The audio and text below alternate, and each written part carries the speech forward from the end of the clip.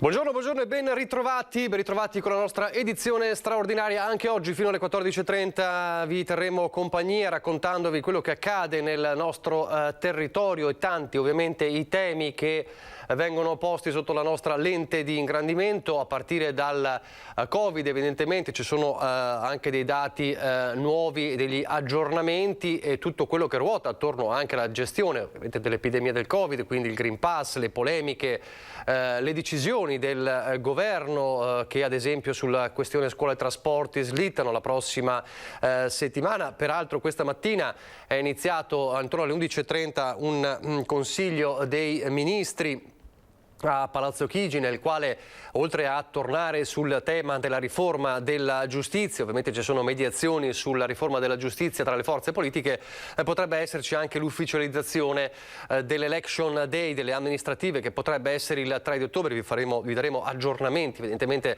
quando avremo qualche notizia in più. C'è ancora molta cronaca di cui parlare, non solo eventi delle ultime ore, ma anche polemiche che tornano ad esempio sul tema degli infortuni sul lavoro. Domani a Treviso ci sarà proprio una manifestazione in piazza dei sindacati, ne parleremo fra poco con i nostri inviati. Domani a Venezia la presenza del ministro dell'Interno Luciana Lamorgese, ce lo racconterà il nostro Filippo Fois. Tra gli eventi di questi giorni ce n'è uno che è tornato di prepotenza purtroppo, con danni e paura, e parliamo del maltempo, dell'ondata di maltempo che ha attraversato anche la nostra regione a partire già da domenica, poi lunedì, martedì soprattutto, e anche ieri. Abbiamo visto ancora una volta scene di alberi sradicati, grandinate, i danni alle colture, la paura, e fortunatamente danni soltanto alle cose, non alle persone, ma è stato davvero un miracolo. Allora, ancora una volta ci interroghiamo su quanto sta accadendo, cosa sta accadendo e su cosa ci dobbiamo preparare a gestire da qui ai prossimi mesi, anche ai prossimi anni. Allora, il nostro appuntamento quotidiano con lui di solito è nei nostri telegiornali al venerdì, perché gli chiediamo sempre quali sono le previsioni per il weekend e per i giorni successivi. Oggi invece lo anticipiamo un attimo, perché chi se non il generale Giancarlo Iannicelli, nostro meteorologo, può raccontarci cosa sta accadendo, cosa è accaduto in questi giorni, in queste settimane, e ancora una volta capire cosa aspettarsi. Buongiorno generale Iannicelli. Buongiorno a tutti voi. Allora, per voi che siete esperti, ormai non è una novità quello che sta accadendo, non dovrebbe essere neanche nemmeno per noi comuni mortali, chiamiamo così, una novità, ma è sempre comunque inquietante vedere che ogni volta che le nubi oscurano il cielo bisogna avere paura di quello che può accadere. Allora, le chiedo innanzitutto cosa è successo in questi giorni nella nostra regione? Normalmente in estate ci sono temporali, ci sono stati negli anni temporali, ma mai così frequenti e così intensi come in questi ultimi tempi. Segno evidente che c'è un'instabilità in atto, un cambiamento climatico anche intenso, anche forte, anche veloce. Cosa è successo? Fa molto caldo, è diverso tempo che fa molto caldo, il caldo vuol dire calore e il calore vuol dire energia. Ora l'energia, se non è stuzzicata, diciamo così, se non è accesa, sta lì, dà fastidio. Il tempo è stato particolarmente fastidioso proprio per il caldo e per l'umidità. Ecco, caldo e umidità vuol dire anche una presenza di vapore, di acqua sospesa nell'atmosfera molto forte.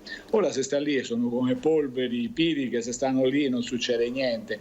Se però si va con fiammifero, quindi in questo caso con un impulso di aria un po' più fresca, proveniente normalmente da nord, ecco che le polveri si accendono, ecco che si innesca un fenomeno molto intenso, che è quello dei temporali.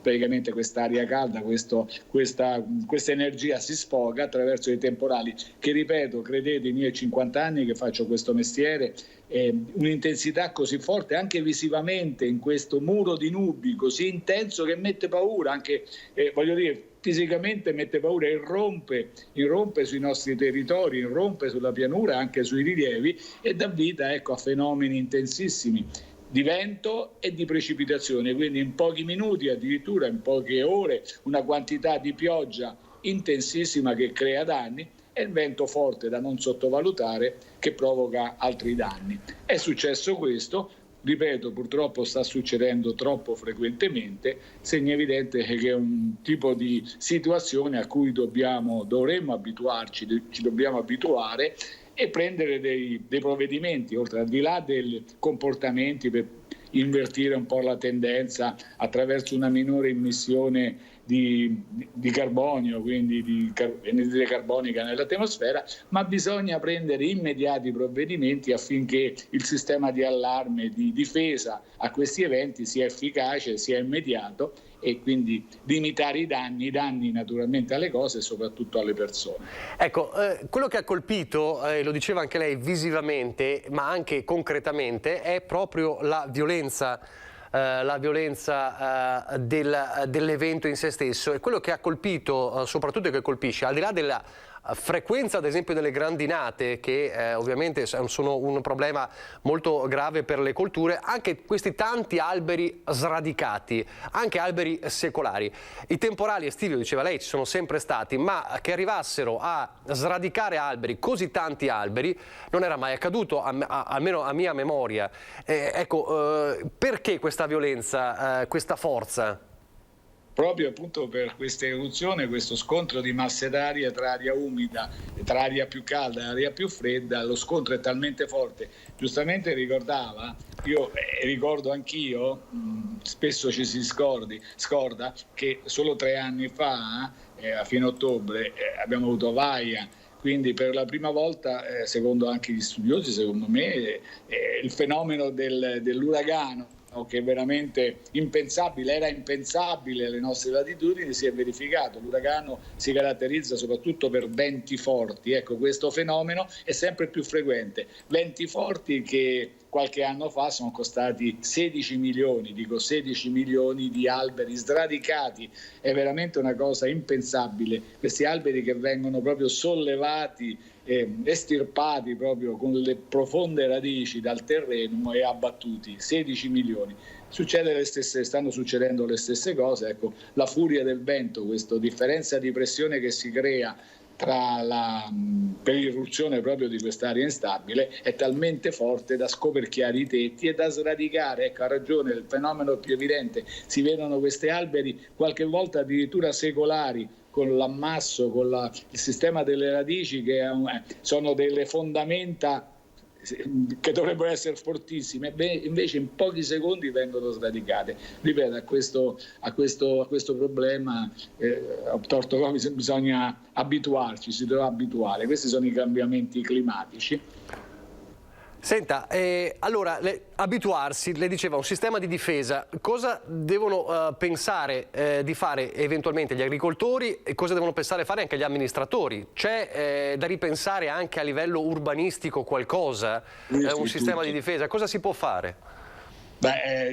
C'è naturalmente quella corrente anche importante che dice naturalmente dovremmo diminuire l'immissione di carbonio, poi che si unisce all'ossigeno e dà vita all'anidride carbonica, che sta creando un aumento della temperatura e quindi questo aumento del calore che è sempre più forte su tutti i nostri, globalmente, quindi non è questione di territorio. Ma questo bisogna rivedere i propri comportamenti e secondo me non è facile, a parole per carità ci si riesce, potremmo limitare, ma per invertire la tendenza in poco tempo è quasi impossibile. Allora cosa bisogna fare? Noi sappiamo che ci saranno questi fenomeni intensi e quindi dobbiamo correre ai ripari. Cosa vuol dire? Lei ha toccato proprio per l'urbanizzazione dei territori. Probabilmente le progettazioni sono fatte su dei parametri ancora vecchi, parametri che si fanno a statistiche magari di 15-20 anni fa, in cui le precipitazioni e le temperature anche erano completamente diverse.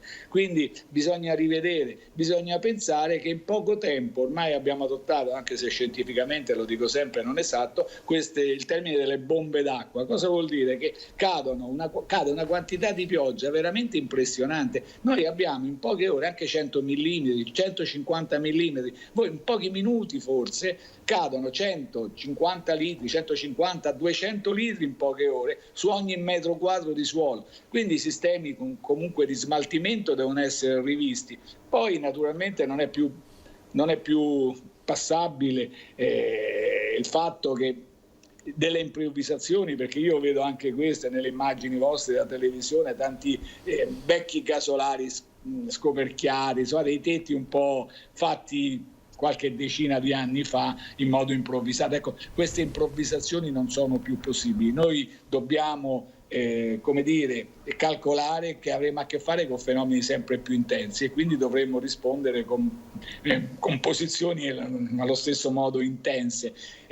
Quindi per gli agricoltori forse è il settore più delicato, quello che viene colpito, perché la grandinata, soprattutto per certe colture che poi sono limitate, parlo del nostro prosecco, del nostro cartise, delle culture un po' molto limitate, quindi una grandinata può ridurne la produzione di una percentuale molto alta.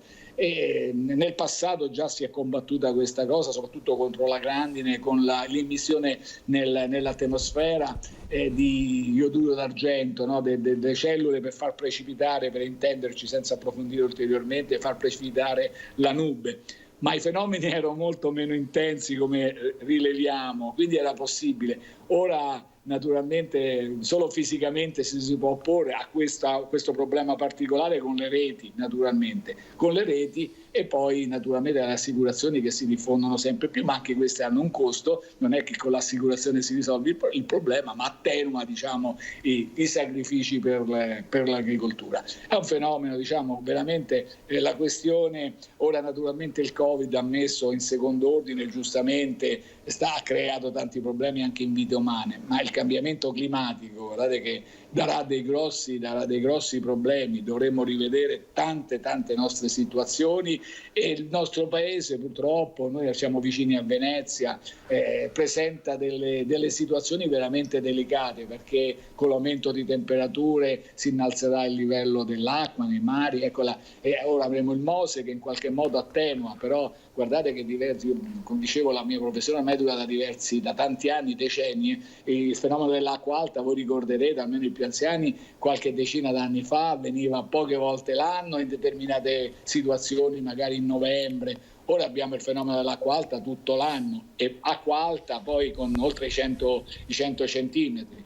Questo, ecco, fortunatamente cosa si può fare? Ecco, il MOSE è stata una risposta, però è stata una risposta molto lenta, anche quella basata su dei parametri molto vecchi. C'è il rischio che anche il MOSE, col passare dell'anno, con l'aumentare del problema, diventi in qualche volta inutile o meno efficace. La lascio subito, prima però approfitto di lei, noi ci vedremo poi domani nei nostri telegiornali, ma approfitto per chiedere già un'anticipazione. Cosa dobbiamo aspettarci dai prossimi giorni, da questo weekend? Possiamo stare tranquilli perché ormai ogni volta che vediamo delle nubi in cielo ci preoccupiamo. Cosa dobbiamo aspettarci almeno da questo weekend? Io ho sotto gli occhi adesso tutta la situazione delle circa 150 stazioni in Italia e splende con i simboli e le vorrei far vedere, splende il sole dappertutto, quindi fortunatamente per ora è passato. Rimarrà una certa instabilità. Ecco, questi fenomeni, come dicevo prima, servono a scaricare poi del calore e soprattutto del vapore acqueo che è nei bassi stati dell'atmosfera. Quindi scaricata questo calore e questa umidità, diciamo, c'è meno materiale per poter dar vita a fenomeni intensi. Rimane un po' di instabilità, ora l'anticiclone si sta riespandendo su di noi in modo forte, quindi avremo una certa stabilità, però io direi che ancora queste infiltrazioni permarranno, si fermano soprattutto sulle Alpi e al di là delle Alpi, quindi ecco, le Alpi saranno ancora bersagliati di qualche fenomeno non così intenso, però abbastanza frequente, qualche volta scenderà in pianura, però diciamo che il tempo volge al bello. Temperature, altro fenomeno, ripeto, in termini anche di salute, gli estati sono sempre più caldi, ma veramente caldi, ormai 32-33 gradi che nel passato era un'eccezionalità anche in estate, ora è la norma, 33-34 gradi, ancora l'altro ieri 34, ieri 32, oggi sarà abbastanza meno, insomma intorno ai 30 gradi domani e poi ricresceranno, quindi di nuovo le temperature passati questi paio di giorni che usufruiamo insomma di questa attenuazione grazie ai temporali, avremo di nuovo temperature oltre 32 32-33 gradi in pianura. Quindi ecco una situazione positiva per adesso, ma attenzione che qualche fenomeno di instabilità, ripeto, non così intenso, sarà ancora possibile. Bene, grazie mille, grazie allora generale Giancarlo Iannicelli, buon lavoro, grazie davvero, noi comunque ci vedremo domani nei nostri telegiornali, certo. Grazie davvero, anche perché insomma, è importante fare il punto della situazione su questo fenomeno che a quanto pare dovremo gestire davvero, come diceva il generale Iannicelli, con tutte le difese possibili. Allora, adesso ci colleghiamo invece a Padova, andiamo dal nostro Guido Barbato, poi torneremo a parlare di maltempo, vi faremo rivedere uno dei casi di questi giorni che più ha destato preoccupazioni in un'osteria a Colalbrigo di Conegliano, con davvero la paura per le persone che si trovavano all'interno. Ma ci torniamo fra poco, andiamo dal nostro Guido Barbato a Padova. Buongiorno Guido. Buongiorno Nicola, buongiorno a tutti. Ieri sera... Ecco, sì, volevo solo introdurre questo. Ci parlerai subito perché cambiamo argomento, torniamo a parlare delle proteste sul Green Pass e peraltro fra poco vi dirò anche di una nuova manifestazione di Veneto Imprese Unite che è in programma domani. Ieri sera invece però c'è stata questa manifestazione di un altro gruppo che si chiama Comitato Libera Scelta, c'erano 12 piazze in Italia previste per questa manifestazione, nel Veneto erano Rovigo e Padova. A te allora.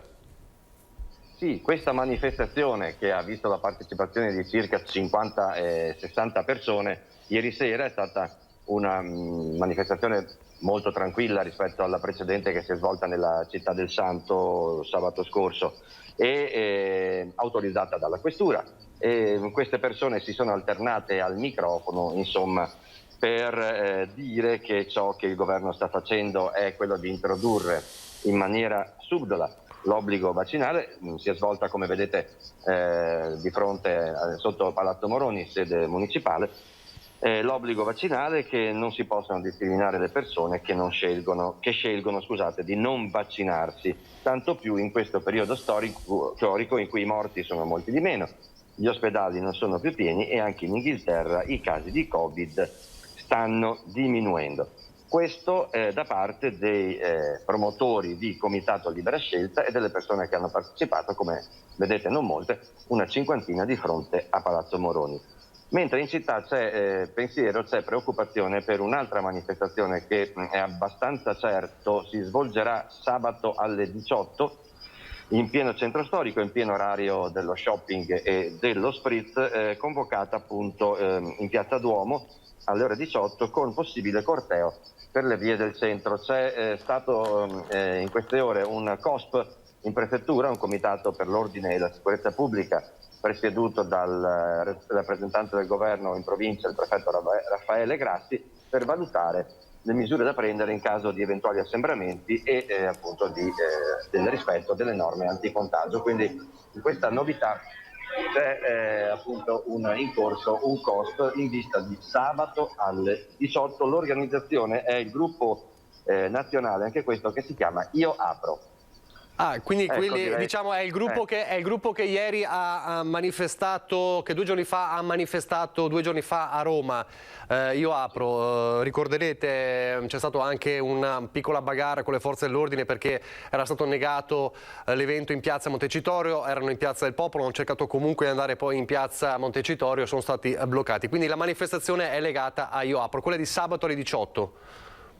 Sì, proprio così, mentre quella di ieri sera, dalle immagini che ha girato anche la collega Chiara Gaiani, si è svolta, a parte forse qualche piccolissima discussione, ho intravisto nel girato, si è svolta molto tranquillamente, presieduta comunque, come avete visto, dalle forze dell'ordine cittadine. Ecco, Padova intanto si interroga su un altro, volevi chiudere sul fatto del Green Pass? Oh, ok, allora Padova si sta interrogando ancora su un'altra vicenda, che è quella legata all'inchiesta sul caporalato, questa terribile vicenda che è emersa dall'inchiesta dei Carabinieri e della Procura che vede coinvolta anche Grafica Veneta. Ieri è stato l'interrogatorio di garanzia degli arrestati, è così?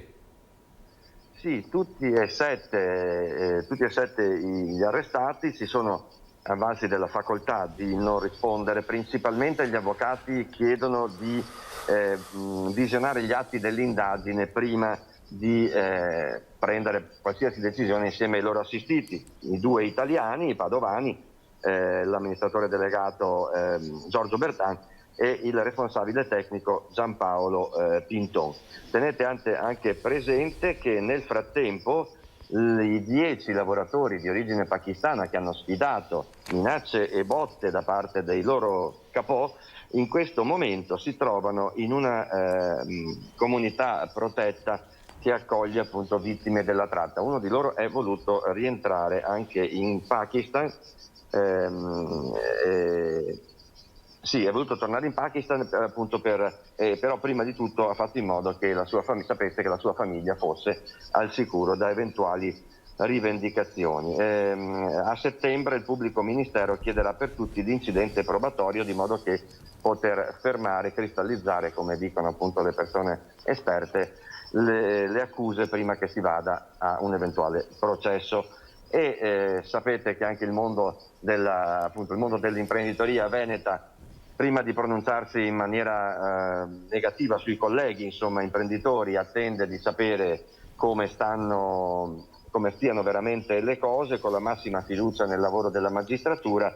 È chiaro che insomma il caporalato rovina, ha detto Leopoldo Destro, presidente di Assindustria Veneto Centro, rovina il tessuto industriale sano del nostro territorio. Però prima di lanciarsi in giudizio in prese di posizione sia verso il lavoro della magistratura che verso gli imprenditori padovani, si attende il resto come procederà appunto questa indagine. Invece va un po' più ironica invece forse la CGA di Mestre quando dice sì, per carità, non giustifichiamo nessuno, ma chi ritiene che il modello produttivo del nord-est sia basato sullo sfruttamento e sull'evasione non sa quel che dice, e forse queste persone dovrebbero uscire dalla ZTL in cui vivono e di toccare con più realtà, conoscere con maggiore verità, con maggiore realtà il mondo imprenditoriale veneto. Andremo, quindi non resta che aspettare veramente il proseguo dell'indagine. Conclude a chiosa di tutto quanto l'associazione libera contro le mafie e lo sfruttamento. Stop allo sfruttamento di chi lavora, dice molto, secondo me in poche parole, su alcune realtà che sono davvero ormai improponibili nel 2021, insomma, ma che a quanto pare ci sono ancora. Prima di lasciarti ti chiedo, Guido, cos'altro vedremo tra le varie cose nel TG del Veneto di questa sera da Padova? C'è qualcosa che ti turba? No, c'è un elicottero che sembra quello del SUEM che è andato e è tornato. Ecco, allora casomai poi vedremo. In questo lasso di tempo forse non è successo niente di grave, speriamo. No, vi volevo assolutamente dire che parleremo di una bella iniziativa del Corpo Nazionale dei Vigili del Fuoco insieme al Comando Provinciale di Padova che pensate, oggi pomeriggio consegneranno dunque, aspettate perché devo vedere esattamente quale ramo dei Vigili del Fuoco. Il capo del corpo, quindi il capo nazionale, l'ingegner Fabio Dattilo, che abbiamo conosciuto insomma anche ai tempi, no, mi pare, della Fenice, consegneranno un simulatore di interventi dei pompieri per i piccoli, ahimè, ospiti della pediatria di Padova, ospiti quindi dell'ospedale di Padova. La cosa avverrà alle ore 14 e cercheremo, ve ne faremo sapere nel telegiornale di stasera. Quindi il Corpo Nazionale, attraverso insomma il braccio provinciale dei Vigili del Fuoco, consegnerà questo particolare software, è una specie di videogioco, insomma, alla fine suppongo, posso pensare che lo sia, che i ragazzi ne sanno molto meglio di me, che potranno adoperare nelle salette, credo, di intrattenimento e di svago che ci sono nei reparti di pediatria, e non mancano ovviamente anche a quello di Padova. Parteciperanno tutti i vertici insomma nazionali del corpo, insomma, dei pompieri, e per questo dono insieme anche al direttore generale dell'azienda ospedaliera di Padova, il dottor Giuseppe Dalbè. Ne racconteremo stasera, penso che sarà una bella cosa che darà un po' di sollievo a questi bimbi e alle loro famiglie. Perfetto, grazie mille. Allora, grazie Guido Barbato, buon lavoro, ci hai fatto questa panoramica di Padova di questa mattina. Grazie, buon lavoro a te e a Cristian Roque Allende che ti accompagna oggi insomma nel telegiornale per quanto riguarda la redazione di Padova. Adesso la pubblicità, poi di nuovo in diretta.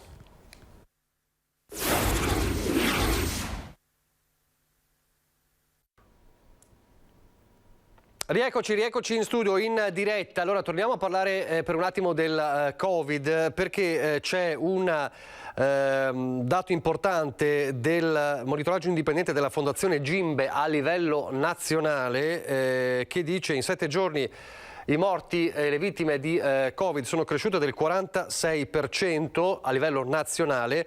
Dai casi ai decessi, passando per i ricoveri, sta crescendo nuovamente l'epidemia e la Fondazione Gimbe dice di fatto siamo entrati nella quarta ondata. Questo è un dato importante perché appunto riguarda ovviamente il tessuto nazionale, ma rileva la Fondazione in tutte le regioni eccetto il Molise si rileva un incremento percentuale di nuovi casi e in 40 province l'incidenza supera i 50 casi per 100.000 abitanti. Questo a livello nazionale. Abbiamo comunque potuto appurare anche concretamente ieri in Veneto, ad esempio, il balzo di contagi, soprattutto nelle zone di Treviso e di Venezia. Treviso in particolare anche non solo i contagi, è un fronte ovviamente importante, ma finché non c'è una ospedalizzazione importante resta sotto controllo. Il problema è che sono triplicati ad esempio in pochi giorni i ricoveri anche nel tessuto ad esempio dell'ULSS 2 Marca Trevigiana, con i ricoverati che hanno tutti fra i 20 e i 30 anni, sono tutti under 40. Quindi il dato che emerge a livello nazionale,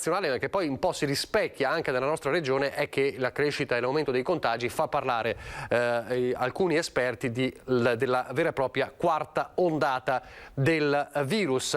Resta da capire appunto se resterà sotto controllo questa ondata, come è successo di fatto un po' alla terza ondata, non così invece purtroppo la seconda. La ricorderete, quella che ha colpito tutta l'Italia, ma soprattutto il Veneto nell'autunno scorso. Questa è la situazione. Allora, di fronte al Green Pass, alle indecisioni, al dibattito sulle vaccinazioni, le parole importanti che riguardano sia la scuola, sia i sanitari e anche i ristoratori e chi si oppone al Green Pass, le parole importanti sono venute ieri dal Capo dello Stato Sergio Mattarella. Sentiamo un estratto di un suo intervento importante nel quale ha parlato di vaccinazione come dovere civico. Sentiamolo.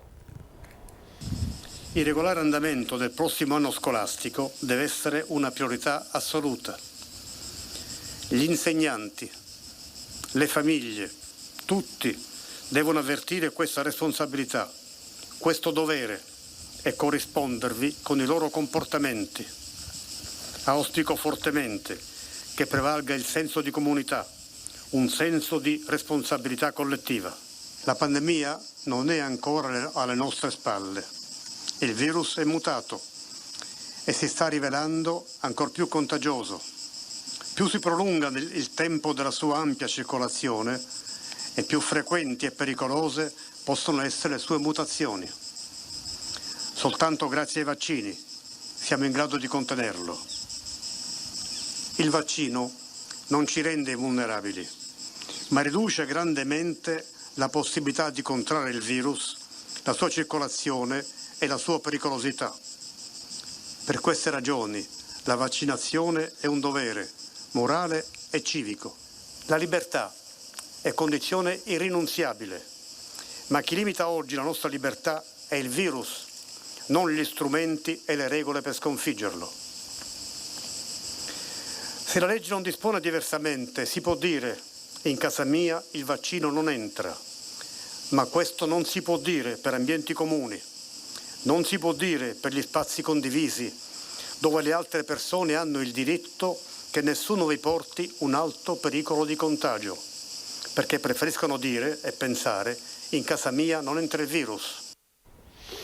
Queste sono le parole importanti del Capo dello Stato Sergio Mattarella. Tutto questo mentre, lo dicevamo prima, Veneto Imprese Unite annuncia che insieme all'associazione TNI Italia, dopo l'incontro avuto inizio settimana con il direttivo di TNI Italia, è stato deciso di proseguire assieme il percorso di protesta contro il governo che, dice Veneto Imprese Unite, ha scaricato le responsabilità di nuove limitazioni e di relativi controlli sui ristoratori. Lo slogan di queste settimane, di questi giorni importanti, è siamo ristoratori, no controllori, per cui domani verrà presentato un emendamento a tutte le forze politiche e in contemporanea un flash mob in in quasi tutte le piazze italiane, anche nel Veneto, da Treviso a Padova a Venezia, per annunciare questo emendamento, per capire come evitare di diventare, dicono i ristoratori, davvero dei controllori, perché non sarà possibile. Tutto questo ovviamente dal 6 agosto è la data cruciale nella quale il Green Pass, anche ad esempio nei ristoranti al chiuso,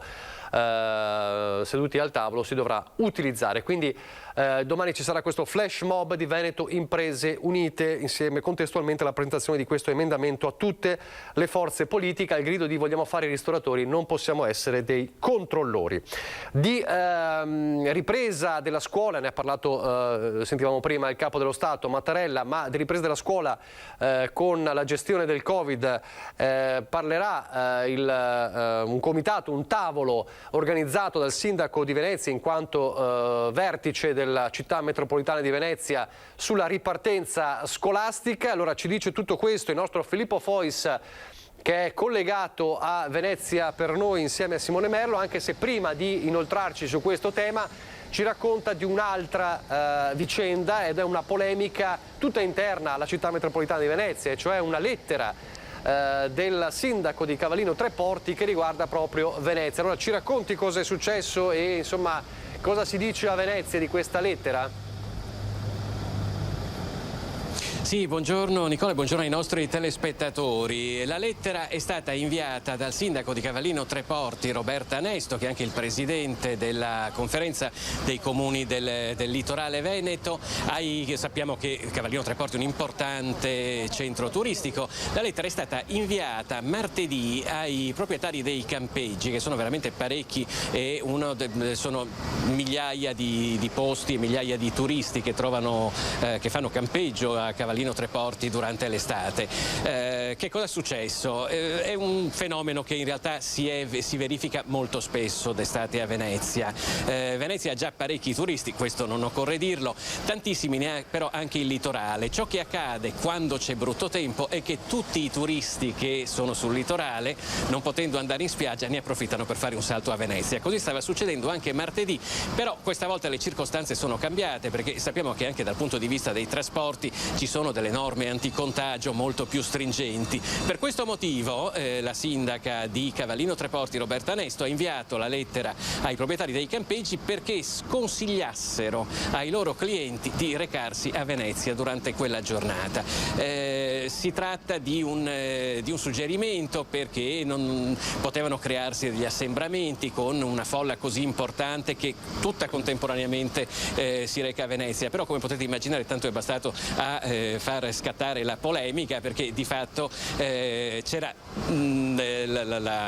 l'invito da parte di un sindaco di non venire in una città che di turismo ci vive. Da questo punto di vista quindi c'è chi ha cercato di smussare i toni dicendo che effettivamente si trattava di un invito di buonsenso, chi invece ha apertamente criticato la presa di posizione di Roberta Anesto. È anche per questo che noi ci troviamo qui oggi a Piazzale Roma. Come vedete non c'è tantissimo movimento, anche se bisogna dire che arrivano ad ondate anche i turisti che giungono qua sia con gli autobus che col people mover. L'altro tavolo invece, il tavolo invece di cui parlavi a inizio collegamento, è il tavolo di coordinamento metropolitano per la ripartenza. Stiamo parlando della città metropolitana di Venezia, cioè l'ente che ha sostituito la provincia, è presieduta dal sindaco metropolitano, che è il sindaco di Venezia, Luigi Brugnaro. L'intento è quello di giocare d'anticipo per la ripresa dell'anno scolastico, un anno scolastico che nelle intenzioni si deve svolgere completamente in presenza. Per fare questo è necessario comunque tarare tutta una serie di organizzazioni che vanno principalmente, diciamo, l'invito principale è sempre quello della vaccinazione. Da questo punto di vista il tavolo, vi dico subito chi partecipa: oltre alla città metropolitana di Venezia naturalmente c'è la Regione Veneto, l'ufficio scolastico regionale, le aziende sanitarie sanitarie, che sono due per quello che riguarda la città metropolitana di Venezia, l'ULSS 3 Serenissima e l'ULSS 4 Veneto Orientale, nonché le aziende di trasporto che sono la CTV, quindi l'azienda di trasporto di Venezia, e la TVO, quella del Veneto Orientale. Sul tavolo di questo comitato ci saranno quindi tutta una serie di questioni per far ripartire in sicurezza l'anno scolastico, per esempio sul fronte della capienza delle classi, giusto per dirne una, ma soprattutto su quello delle vaccinazioni, che rimane il tema principe da questo punto di vista. Tra l'altro è un tema nel quale la città metropolitana di Venezia è messa piuttosto bene, perché pensate, su circa 14.000 addetti alla scuola, tra personale scolastico e insegnanti, circa 13.000 hanno ricevuto il vaccino, per cui parliamo di una percentuale che supera il 90%, ma l'attenzione si sta spostando anche per quello che riguarda i ragazzi, non solo per il personale scolastico. Tra l'altro c'è da dire che c'è un altro tavolo molto importante che si riunirà proprio domani qui a Venezia, che è il tavolo per la sicurezza. La riunione è prevista in prefettura domani mattina ed è prevista anche la presenza del ministro dell'Interno Luciana Lamorgese. Da questo punto di vista i problemi ci portano principalmente a Mestre, più in terraferma rispetto che Venezia. Sappiamo soprattutto è balzata nuovamente agli onori della cronaca la zona di Via Piave, quella vicino alla stazione, dove c'è stato un violento accoltellamento la settimana scorsa. Il traffico di droga, che era stato stroncato con una massiccia operazione delle forze dell'ordine un paio d'anni fa, sta iniziando nuovamente a farsi risentire, e presumibilmente saranno questi il principale argomento che sarà sul tavolo della Commissione per la sicurezza domani in prefettura. Nicola. Quindi ci sarà il ministro dell'Interno Lamorgese domani in prefettura, quindi nella sede, diciamo, della prefettura di Venezia, con tutte le autorità presenti, immagino. Sì, domani dunque il tavolo è previsto credo attorno alle 9:30, alle 10, e si concluderà poi nel corso della mattinata. Vedremo, naturalmente noi ci saremo e vedremo anche di raccontarvi tutto ciò che accade e quali sono le decisioni che verranno assunte da questo tavolo. Benissimo, benissimo, grazie. Allora, grazie a Filippo Fois e a Simone Mello, continuate il vostro giro, insomma ci ha un po' raccontato cosa vedremo anche questa sera. Tra le varie cose, tra i vari temi nel telegiornale di Venezia. Adesso, allora, prima di collegarci con Vicenza fra qualche minuto con la nostra Gabriella Basso, abbiamo visto le parole del presidente Mattarella. Torniamo invece alle parole di ieri del governatore Zaia e quindi la questione dei sanitari Novax, chiamiamoli così come vengono chiamati in questo periodo, sanitari che non hanno ancora deciso di vaccinarsi e non vogliono vaccinarsi. La linea che è stata presa ormai da qualche giorno dopo il tavolo, il confronto tra gli assessori regionali della sanità di tutta Italia insieme con il governo, è quello di andare avanti, anche a costo poi di mettere mano a una rimodulazione dei posti per le sostituzioni, per le ferie, ma anche per la riallocazione eventuale dei sospesi. Però insomma l'appello del governatore Zaia di ieri è proprio questo, sia alle ULSS che agli stessi sanitari: non sia una guerra di religione. Sentiamolo. I direttori dovranno, come si può dire, modulare le eventuali sospensioni o gli eventuali provvedimenti anche in funzione della, fra virgolette, della banale problema delle sostituzioni per le ferie in questo periodo, piuttosto che per figure strategiche di alcuni reparti. Però insomma io spero che si riesca a trovare una soluzione e se ne venga fuori. La palla ora passa ai direttori generali. Toccherà a loro sciogliere il nodo più importante, quello di sostituire i sanitari sospesi perché irriducibili Novax. Perché il dado è tratto e il vertice di ieri a Roma ha sancito il percorso da portare avanti di qui alle prossime settimane.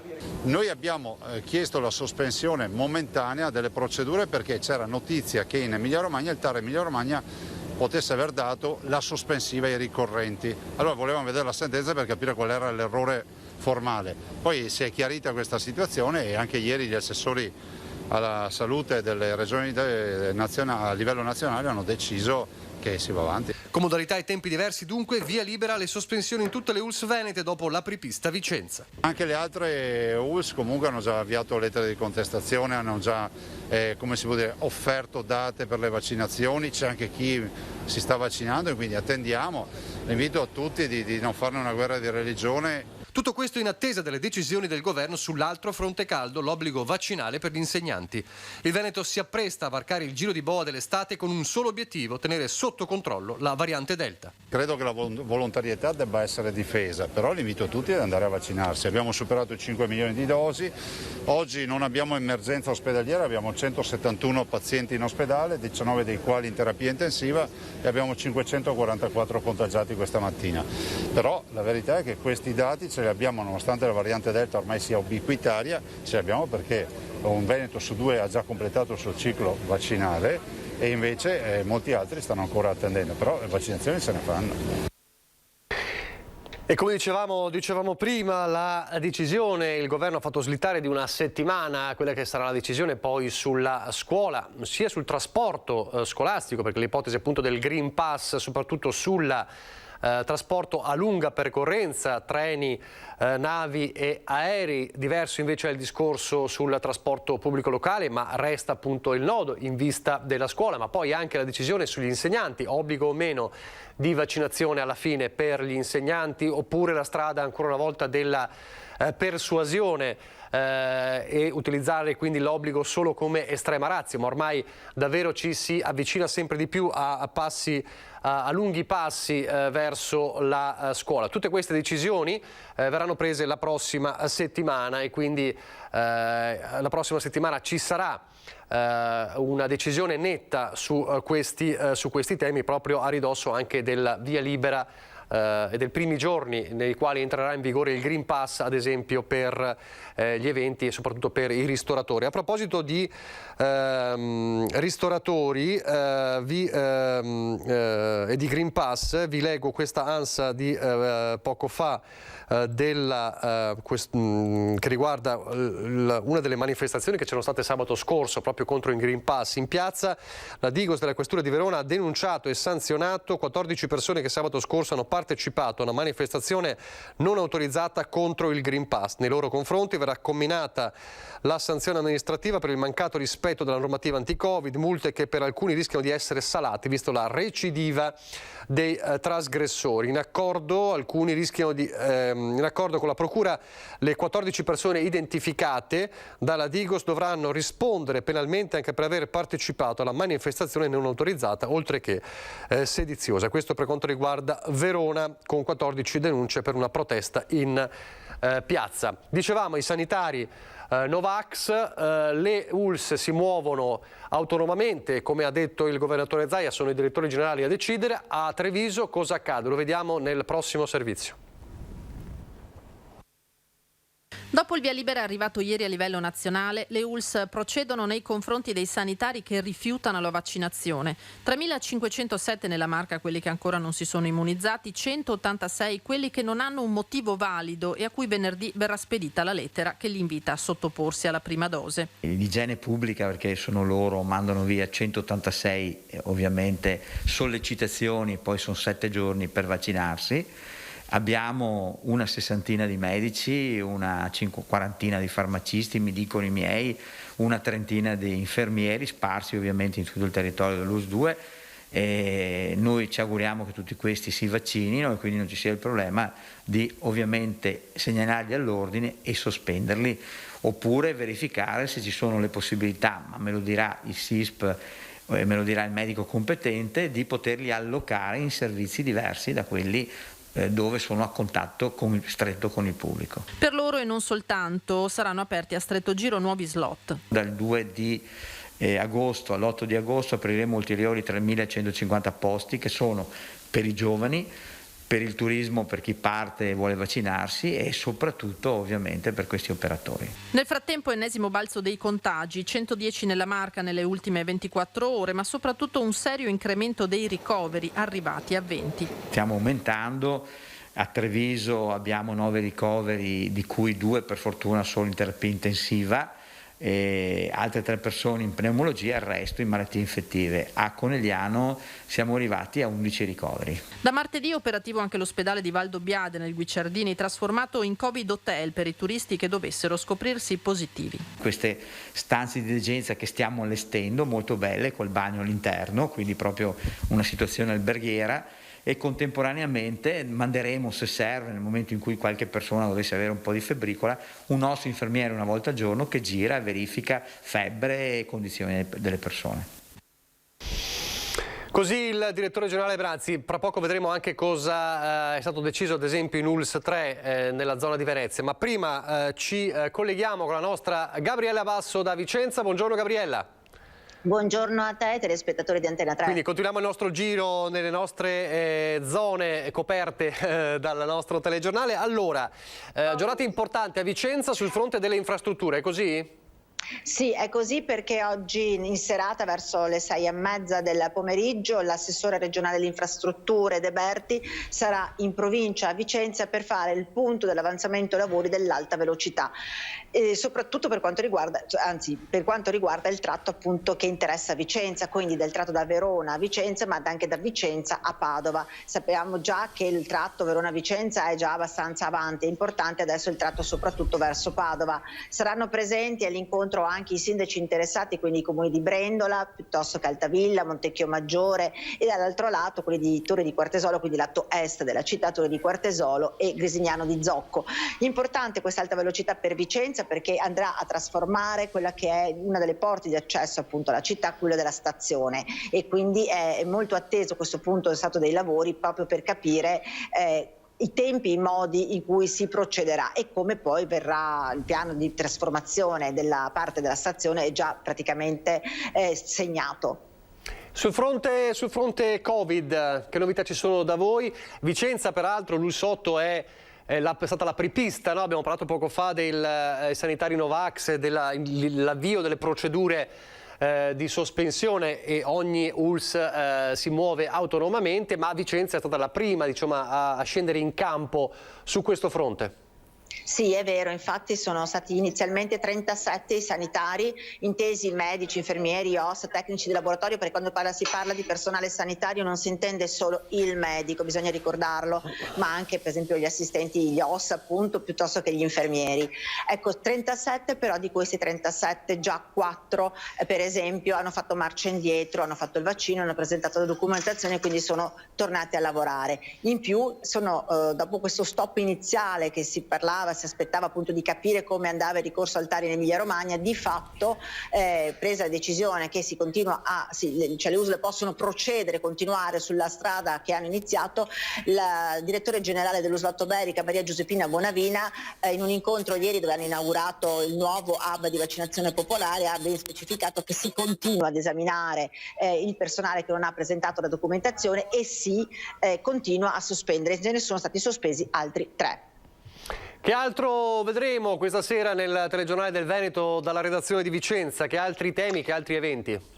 Beh, guarda, parleremo sicuramente di danni di maltempo perché stiamo verificando un po' quelli che sono stati un po' i danni del maltempo complessivamente, perché ricordo che nel giro di una settimana e mezza sono stati 3 gli eventi veramente pesanti, forti sul territorio vicentino. Stiamo sentendo un po' quali sono le aziende che hanno avuto maggiori problemi e già dal punto di vista dell'agricoltura, che è stata veramente massacrata tra la grandine e il forte vento, sono almeno 120 nel territorio medio-basso vicentino che hanno subito danni importanti con il 90% del raccolto distrutto. Parliamo di ortofrutta ma parliamo anche di cereali, quindi 120 aziende che sono in ginocchio e che quindi hanno grosse difficoltà. Tra l'altro sono effetti che si ripercuoteranno anche sul mercato, per dirla proprio banalmente, perché il prodotto ortofrutticolo che finisce sul mercato, che non c'è più, ovviamente porterà ad alzare i prezzi per esempio, oppure per quanto riguarda i cereali, per quello che è l'indotto per esempio, anche per gli stessi settore lattiero caseario, che già ha difficoltà a trovare i cereali sul mercato e li trova già a un prezzo molto elevato, quindi contava molto anche, diciamo così, sui cereali in casa. Benissimo, grazie. Allora, grazie Gabriella Basso, ci hai fatto anche tu questa panoramica su Vicenza a partire dall'importante giornata sul fronte dell'alta velocità, quindi delle infrastrutture. Grazie e buon lavoro. Buon lavoro a voi. Grazie, grazie davvero. Allora, torniamo a parlare di sanitari Novax, ne ha parlato anche la nostra Gabriella Basso. Come si muove l'ULSS 3? Lo vediamo nel prossimo servizio.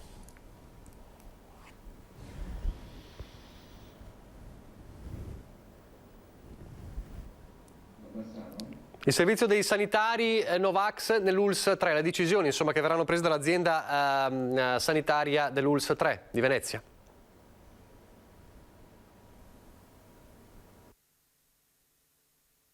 Stiamo procedendo come azienda ULSS 3 Serenissima secondo indicazioni normative e quindi dopo essere stata mandata la lettera con indicato una data per vaccinarsi e la possibilità di effettuare vaccinazione, se impossibilitato in quella data, nei 30 giorni successivi. Dopo quanto dichiarato dal governatore Zaia sulle procedure che ogni azienda sanitaria del Veneto decide di adottare, l'ULSS 3 vuole dare un'ultima possibilità ai circa 2000 operatori sanitari dell'azienda che non si sono ancora vaccinati. Ha inviato una lettera con giorno e data in cui presentarsi. Qualora il giorno non andasse bene, la persona ha 30 giorni di tempo per potersi organizzare. È stata inoltre istituita una commissione ad hoc per verificare ogni singola posizione di chi ha dichiarato di non potersi vaccinare per determinati motivi. In caso contrario, si passa alla notificazione alla persona, al datore di lavoro e all'ordine specifico, segnalando la situazione di eventuale inadempienza, e a questa volta gli ordini proseguono con la sospensione e i datori di lavoro con l'identificazione di una situazione lavorativa possibilmente senza contatto con l'utenza oppure fino alla sospensione. Quindi in questo momento si sta procedendo celermente in questa situazione per definire le situazioni dei singoli casi. Così dunque a Venezia. Nel frattempo, e torniamo a parlare del Green Pass, proprio la decisione, quello che accadrà dal 6 agosto in poi, ha provocato una accelerazione della campagna vaccinale, uno degli effetti del decreto, insomma delle nuove decisioni del governo, al di là delle polemiche. Vediamo come sta procedendo a Padova la campagna vaccinale anche con questo effetto, questa accelerazione dovuta alla decisione sul Green Pass. Se avessi potuto farlo 2 volte l'avrei fatto 2 volte. La gente che non vaccina, che non si vaccina, diciamo, loro è una loro scelta, quindi se vanno all'ospedale loro, ma è il fatto che infettano anche gli altri. Questo cittadino si sta per sottoporre alla seconda dose di vaccino ed è convinto del suo valore. Costante il numero di somministrazioni nel territorio dell'ULSS 6 Euganea, circa 9.000 al giorno, la maggior parte delle quali proprio qui nell'hub vaccinale in fiera ai padiglioni 6 e 8. In questi giorni è stato boom di prenotazioni, soprattutto da parte di giovani, con un trend del più 33%. Questa giovanissima padovana di anni ne ha 17 ed attende la seconda dose. Sì, molto convinta. Mai avuto paura? No, ho molta fiducia nei vaccini, penso, sì. Prima dose com'è andata? Tutto bene. Sono 1.056.121 le dosi somministrate nel territorio dell'ULSS 6 Euganea da una macchina che comprende, oltre agli hub, i medici di medicina generale, i volontari del CUAM che stanno lavorando nel punto di Rubano, con il supporto di Protezione Civile e Croce Rossa. Il 55% dei padovani ha già la copertura completa, 7 padovani su 10 almeno una dose. A loro si aggiungono anche questi cittadini. La seconda dose. Tutto ok? Tutto ok. Anche con la prima? Anche con la prima sì, non ho avuto problemi particolari. Benino, un po' di febbre, ma solo per un giorno. Ascolti, lei è convinto dell'importanza della vaccinazione? Assolutamente sì. Bisogna vaccinarsi assolutamente tutti. L'altra faccia della medaglia del Green Pass è, come dicevamo prima, la difficoltà dei gestori dei bar e dei ristoranti dopo quello che accadrà dal 6 di agosto. Abbiamo raccontato che domani ci sarà un flash mob di Veneto Imprese Unite, la richiesta contestuale di una presentazione contestuale di un emendamento a questo decreto alle forze politiche del territorio. A Padova, l'app di Padova boccia il certificato verde e lancia un appello al governo. Andrebbe sostituito questo Green Pass da una autocertificazione. Sentiamo.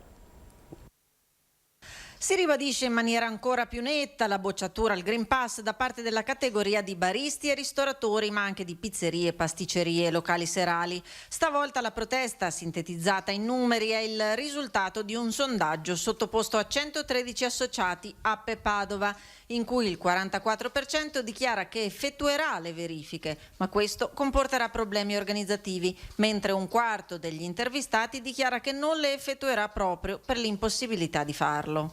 Pensiamo ad esempio ai casi dei bar, delle pasticcerie, dei bar per i pranzi veloci a mezzogiorno, dove in pochi minuti bisogna accogliere i clienti, farli accomodare al tavolo, raccogliere l'ordinazione, servirli e poi anche fargli pagare il conto. Sono clienti che hanno i minuti contati, stesso dicasi per le colazioni al mattino, e non è possibile perdere 1 minuto, 2 minuti per la verifica del possesso del Green Pass, esibizione di documento di identità e quant'altro.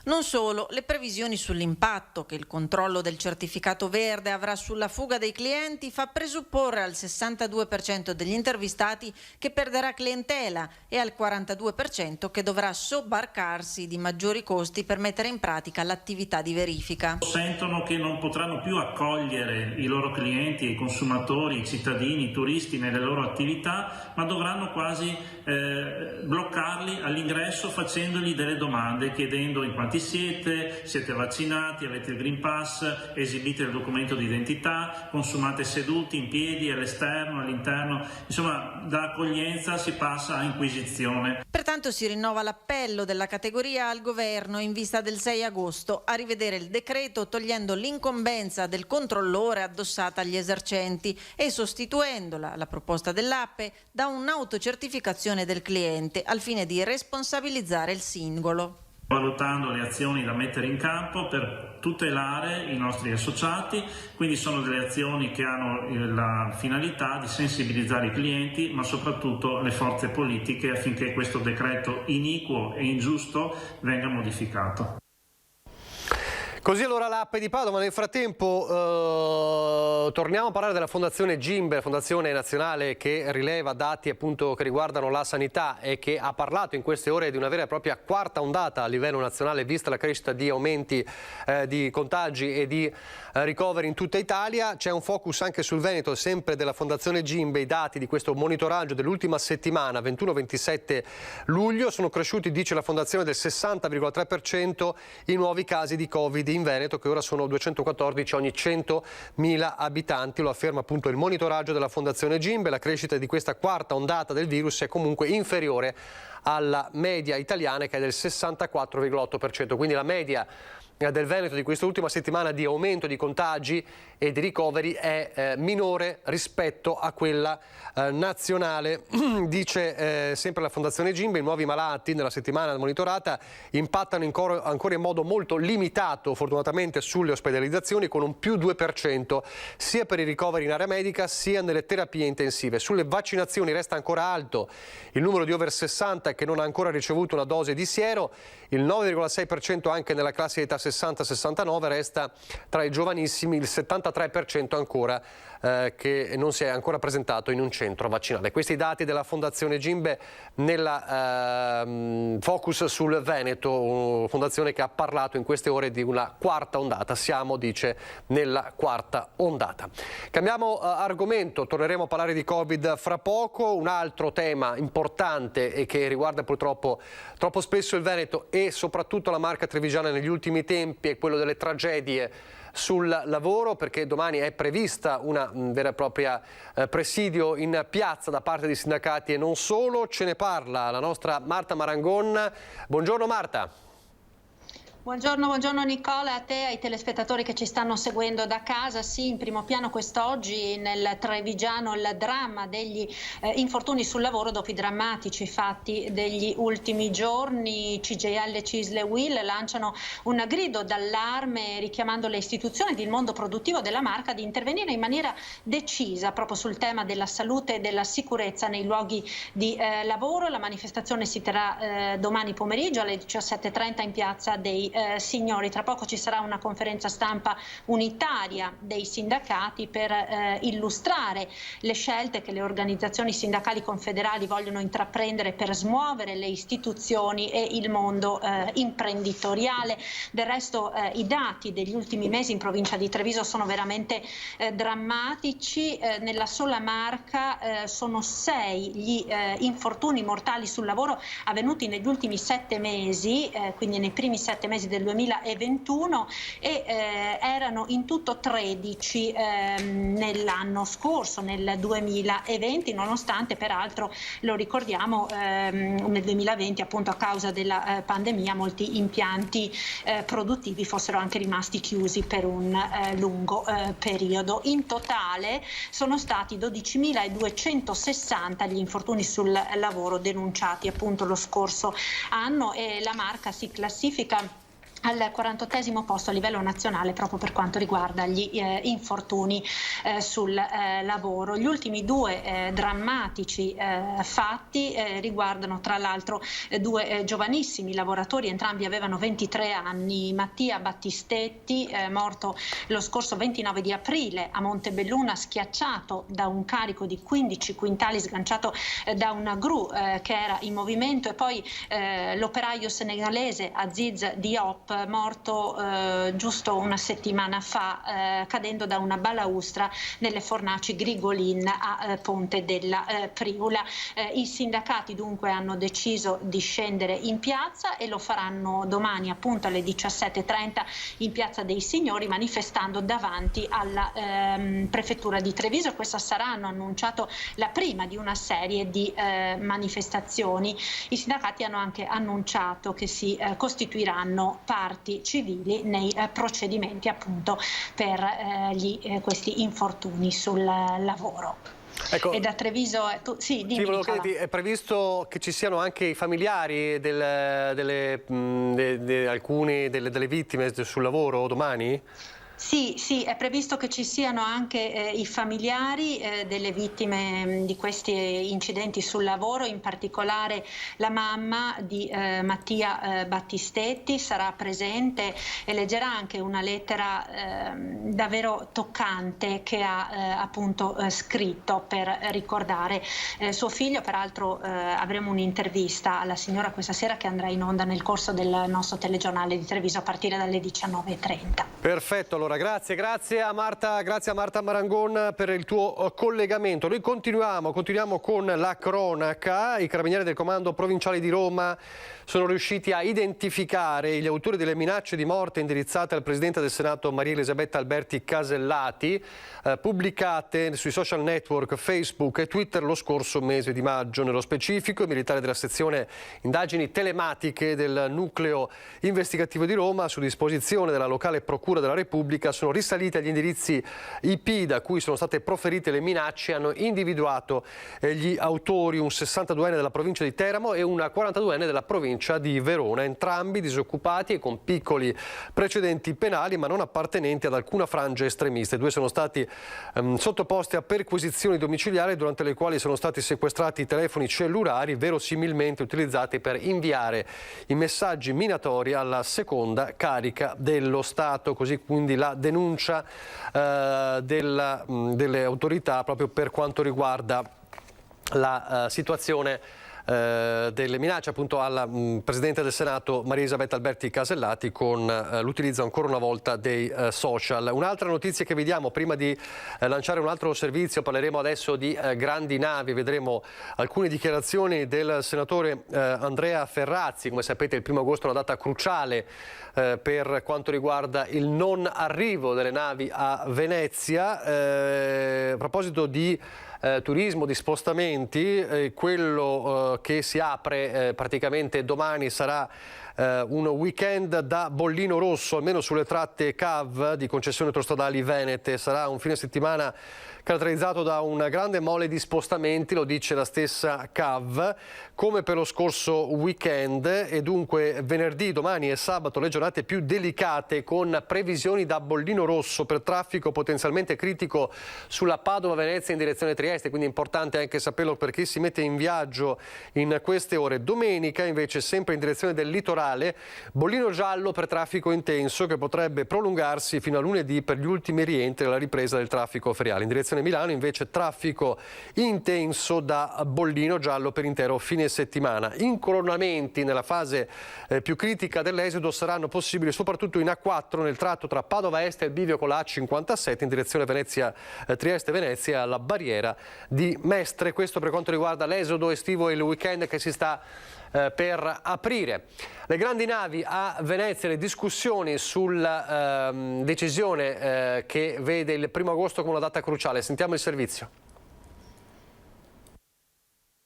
In Senato stiamo convertendo il decreto della salvaguardia di Venezia, quello cosiddetto sulle grandi navi, e quindi la prossima settimana lo voteremo e siamo nella fase degli emendamenti. Lì non è più possibile perdere tempo, va garantito il giusto equilibrio tra la salvaguardia della laguna di Venezia e il mantenimento del porto, che è un porto fondamentale, e il mantenimento dell'home port. Nell'ambito dei lavori della Commissione che sta analizzando il decreto del 14 luglio scorso sulle grandi navi per convertirlo in legge, i partiti stanno cercando di adottare le opportune modifiche, consapevoli che determinati aspetti non vanno toccati. In primis il limite di 25.000 tonnellate di stazza, oltre cui una nave da crociera dal 1° agosto non potrà transitare in bacino San Marco e nel canale della Giudecca. Il primo a presentare emendamenti è stato il Partito Democratico. E si sviluppano su 3 livelli. Innanzitutto immediatamente un piano di ristori, perché tutte le aziende che sono messe in difficoltà da questo decreto devono essere ristorate con certezza, con risorse adeguate. Noi con emendamenti presentati le aumentiamo e definiamo dei tempi veloci. Nel breve periodo bisogna dare delle risposte veloci agli attacchi temporanei, non è possibile aspettare tempo. Gli attacchi temporanei a Marghera devono essere fatti immediatamente. Per questo vanno aumentati i poteri del commissario, in capo alla stazione appaltante, l'affidamento nella gestione degli attracchi stessi e via dicendo. Poi va chiusa la questione del protocollo fanghi e del piano morfologico, non possiamo perdere tempo, e con altri emendamenti vogliamo anche dare tempi certi alla verifica sull'offshore. Se l'offshore si ha da fare, si può fare, lo dobbiamo sapere subito. I senatori del PD propongono inoltre che i 157 milioni di euro messi a disposizione per realizzare gli approdi temporanei a Porto Marghera siano versati a Venezia in tempi più stretti, anticipando le annualità prima del 2025. Ancora la cronaca, sono stati alcuni automobilisti con i clacson delle loro vetture ad allertare il capotreno di un convoglio merci in corsa sulla linea Treviso-Udine, nel quale un vagone stava andando a fuoco. Il convoglio ferroviario era diretto in Austria e trasportava cisterne di materiale infiammabile, stirene monomero stabilizzato. Il principio di incendio si era sviluppato sul sistema frenante di un vagone. Gli automobilisti che hanno dato l'allarme questa notte viaggiavano sulla parallela strada statale Pontebana, quindi all'altezza della zona di Susegana. Le fiamme sono state spente dai vigili del fuoco, che hanno anche verificato l'assenza di perdite di sostanza dalle cisterne. Questo è accaduto la scorsa notte, dunque sulla linea Treviso-Udine all'altezza di Susegana. Tempestivo sia l'allarme di chi ha visto quanto stava accadendo, sia poi l'intervento dei vigili del fuoco. Vigili del fuoco che, lo sappiamo, e torniamo a parlare del maltempo, sono stati a lungo impegnati nelle scorse ore per gli interventi del maltempo. Ci ha detto il generale Iannicelli all'inizio della nostra diretta che le prossime ore saranno ore tranquille da questo punto di vista, anche se poi nel corso del weekend potrebbe non mancare qualche nuovo nubifragio temporale, soprattutto nelle zone montane. Allora torniamo a vedere uno degli effetti del maltempo di questi giorni, in particolare della tromba d'aria che ha attraversato la Marca martedì, e quindi vediamo la testimonianza di quei titolari di un'osteria a Collalbrigo di Conegliano, che hanno davvero salvato i loro clienti che si trovavano all'esterno dell'osteria e poi si sono dovuti rimboccare le maniche, peraltro appunto un'osteria che appunto aveva riaperto da poco. Vediamo.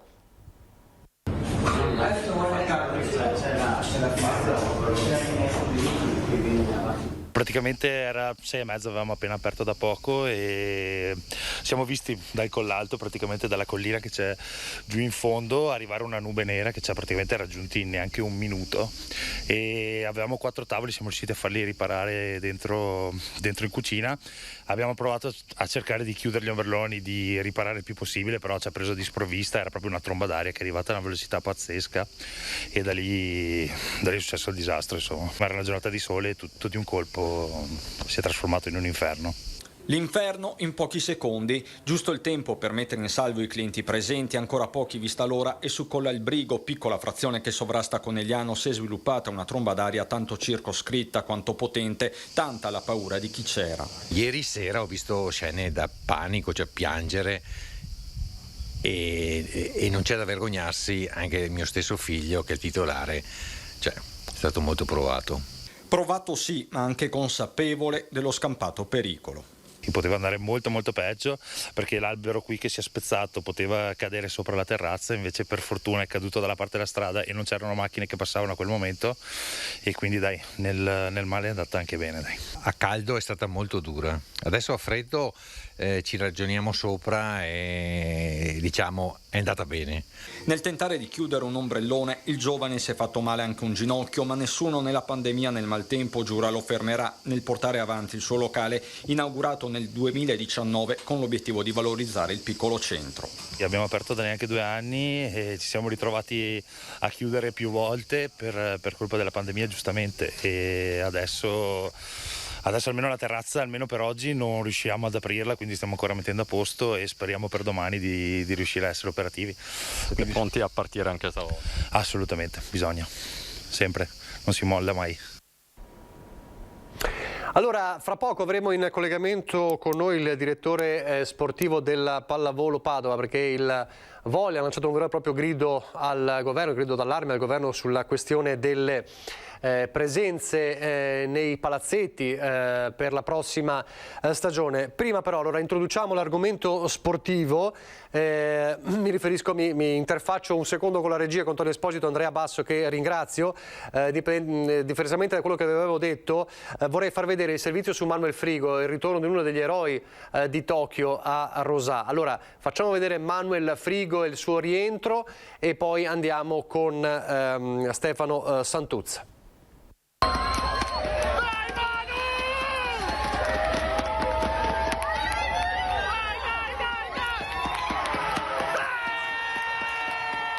È tornato a casa Manuel Frigo, il 24enne rosatese, medaglia d'argento alle Olimpiadi di Tokyo nella staffetta 4% stile libero, e si è subito tuffato nella piscina che ben conosce al centro nuoto Rosà, dove si allena da quando di anni ne aveva 8, che l'ha accolto con un grande striscione. Che effetto ti fa tornare qui? No, è bello comunque, posto dove sono cresciuto, quindi è sempre bello tornarci. Com'è stato proprio il far la gara e sapere poi il risultato raggiunto? Far la gara è stato bello, è stato divertente, ci siamo divertiti, eravamo tranquilli, sapevamo che potevamo far molto bene, siamo andati lì con la voglia di lottare con gli altri e cercare di portare a casa questa medaglia che volevamo tanto. Quando l'abbiamo presa all'inizio non avevo capito, aspettavo gli altri che esultassero quando sono arrivato per poter esultare anch'io, quindi è stato bello, un momento molto emozionante. Ed eccola la medaglia d'argento che Manuel ci mostra con orgoglio. Adesso che ce l'hai al collo questa medaglia, che effetto ti fa? È bello, non avrei mai pensato di un giorno avercene una, quindi sono contentissimo e devo ancora realizzare bene, mi ci vorrà un bel po'. Progetti per il futuro? Per il futuro adesso l'anno prossimo ci saranno i mondiali e gli europei a Roma ad agosto, e niente, c'è sempre da lottare perché nella mia gara siamo in tanti e ogni volta è una battaglia per avere un posto in squadra. A chi dedichi questa vittoria? Alla mia famiglia che ha fatto tanti sacrifici per me, e anche a mio nonno che è mancato qualche anno fa e adesso sarebbe la persona più orgogliosa del mondo.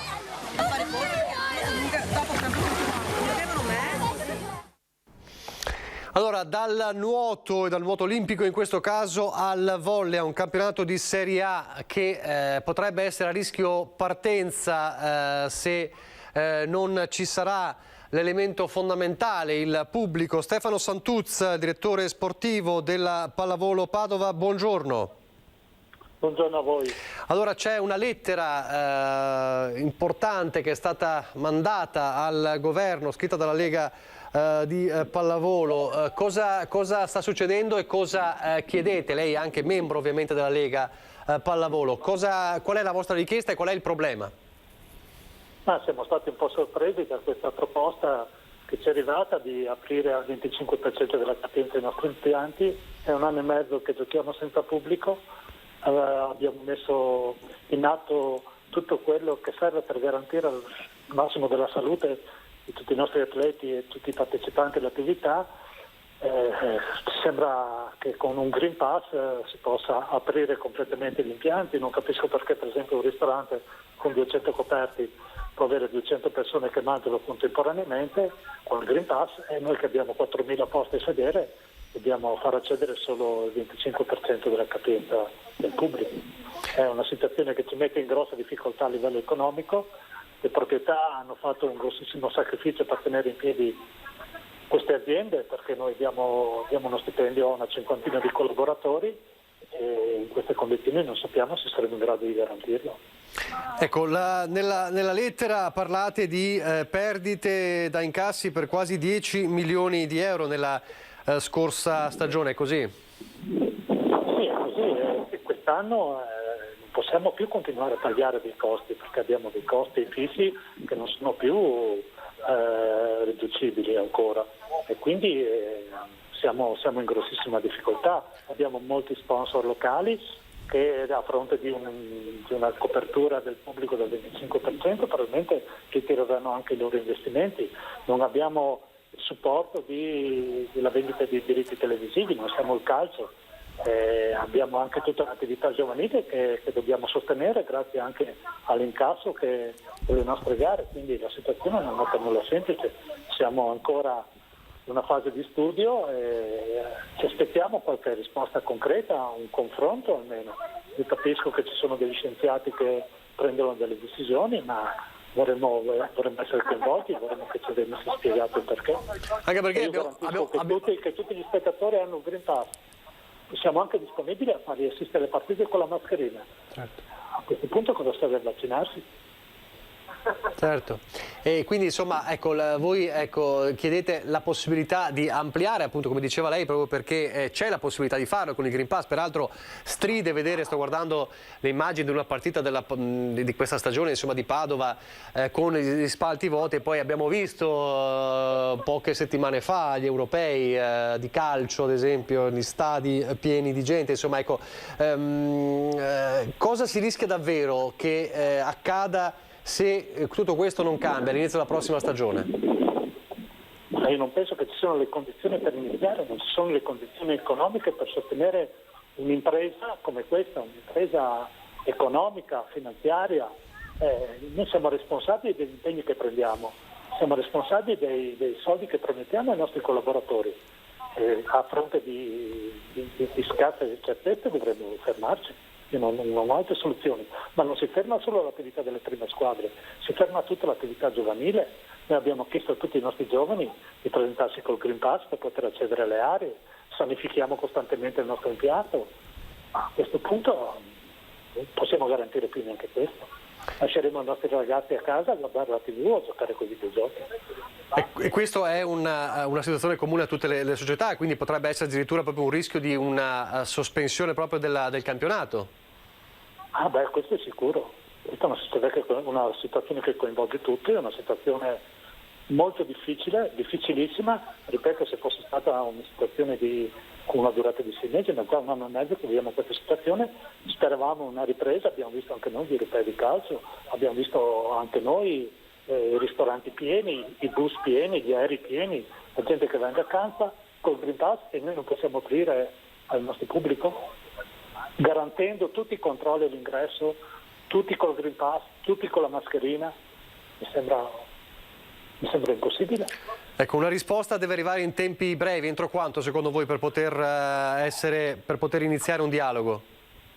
Ma io penso che potremmo dare al massimo 15-20 giorni, perché poi l'attività inizia. preferiamo stare fermi, altrimenti se non abbiamo la certezza di poter rispettare gli impegni che abbiamo preso, preferiamo non partire.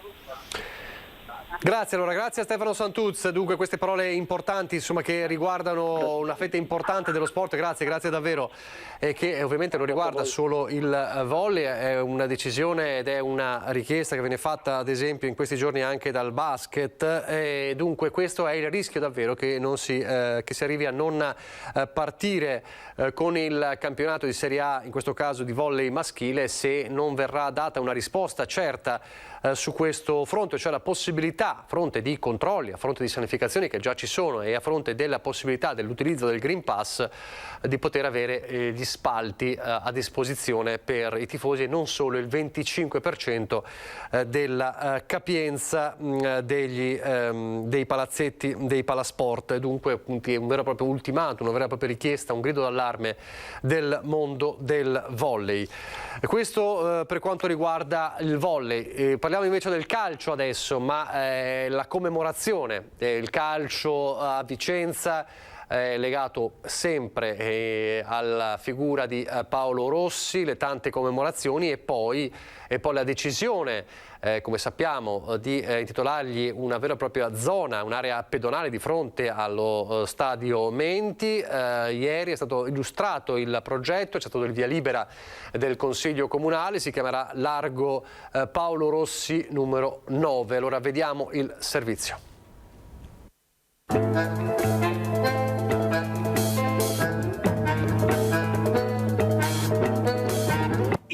Della memoria, per il campione, per l'uomo, per Pablito. Se un sogno resta impresso sul campoverde del Romeo Menti, è per lui. Se qualcuno si ritroverà davanti allo stadio dell'Ane per celebrare nuove sfide sportive, sarà per lui.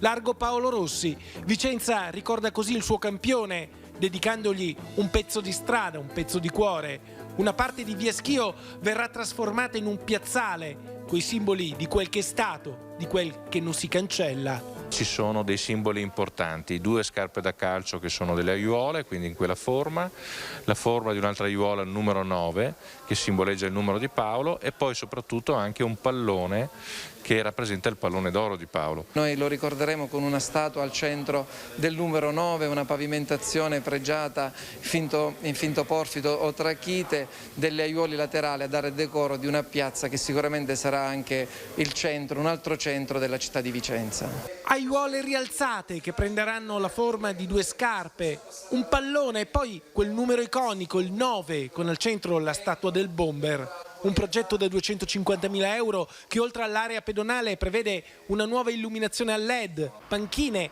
e il rifacimento della facciata principale del muro est dello stadio, dove trionferà una gigantografia di Paolo Rossi.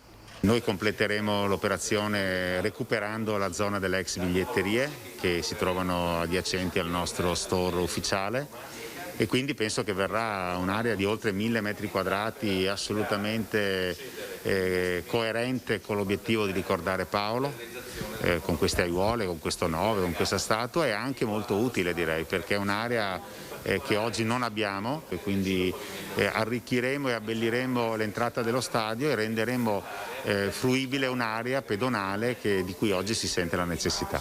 Così Paolo Rossi resterà per sempre legato al suo stadio. In fondo anche il calcio, come la vita, è letteratura, narrazione, musica, emozione. E Vicenza, come in un tango della memoria, resterà sempre stretta al suo bomber.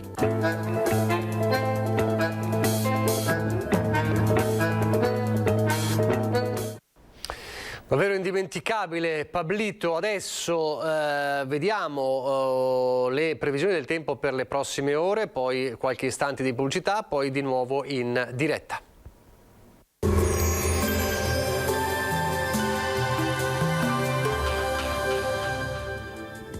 Benvenuti al Meteo. Sul Veneto è prevista alta pressione in rinforzo a garanzia di una giornata stabile e ben soleggiata, salvo nubi ad evoluzione diurna sui rilievi ma senza conseguenze.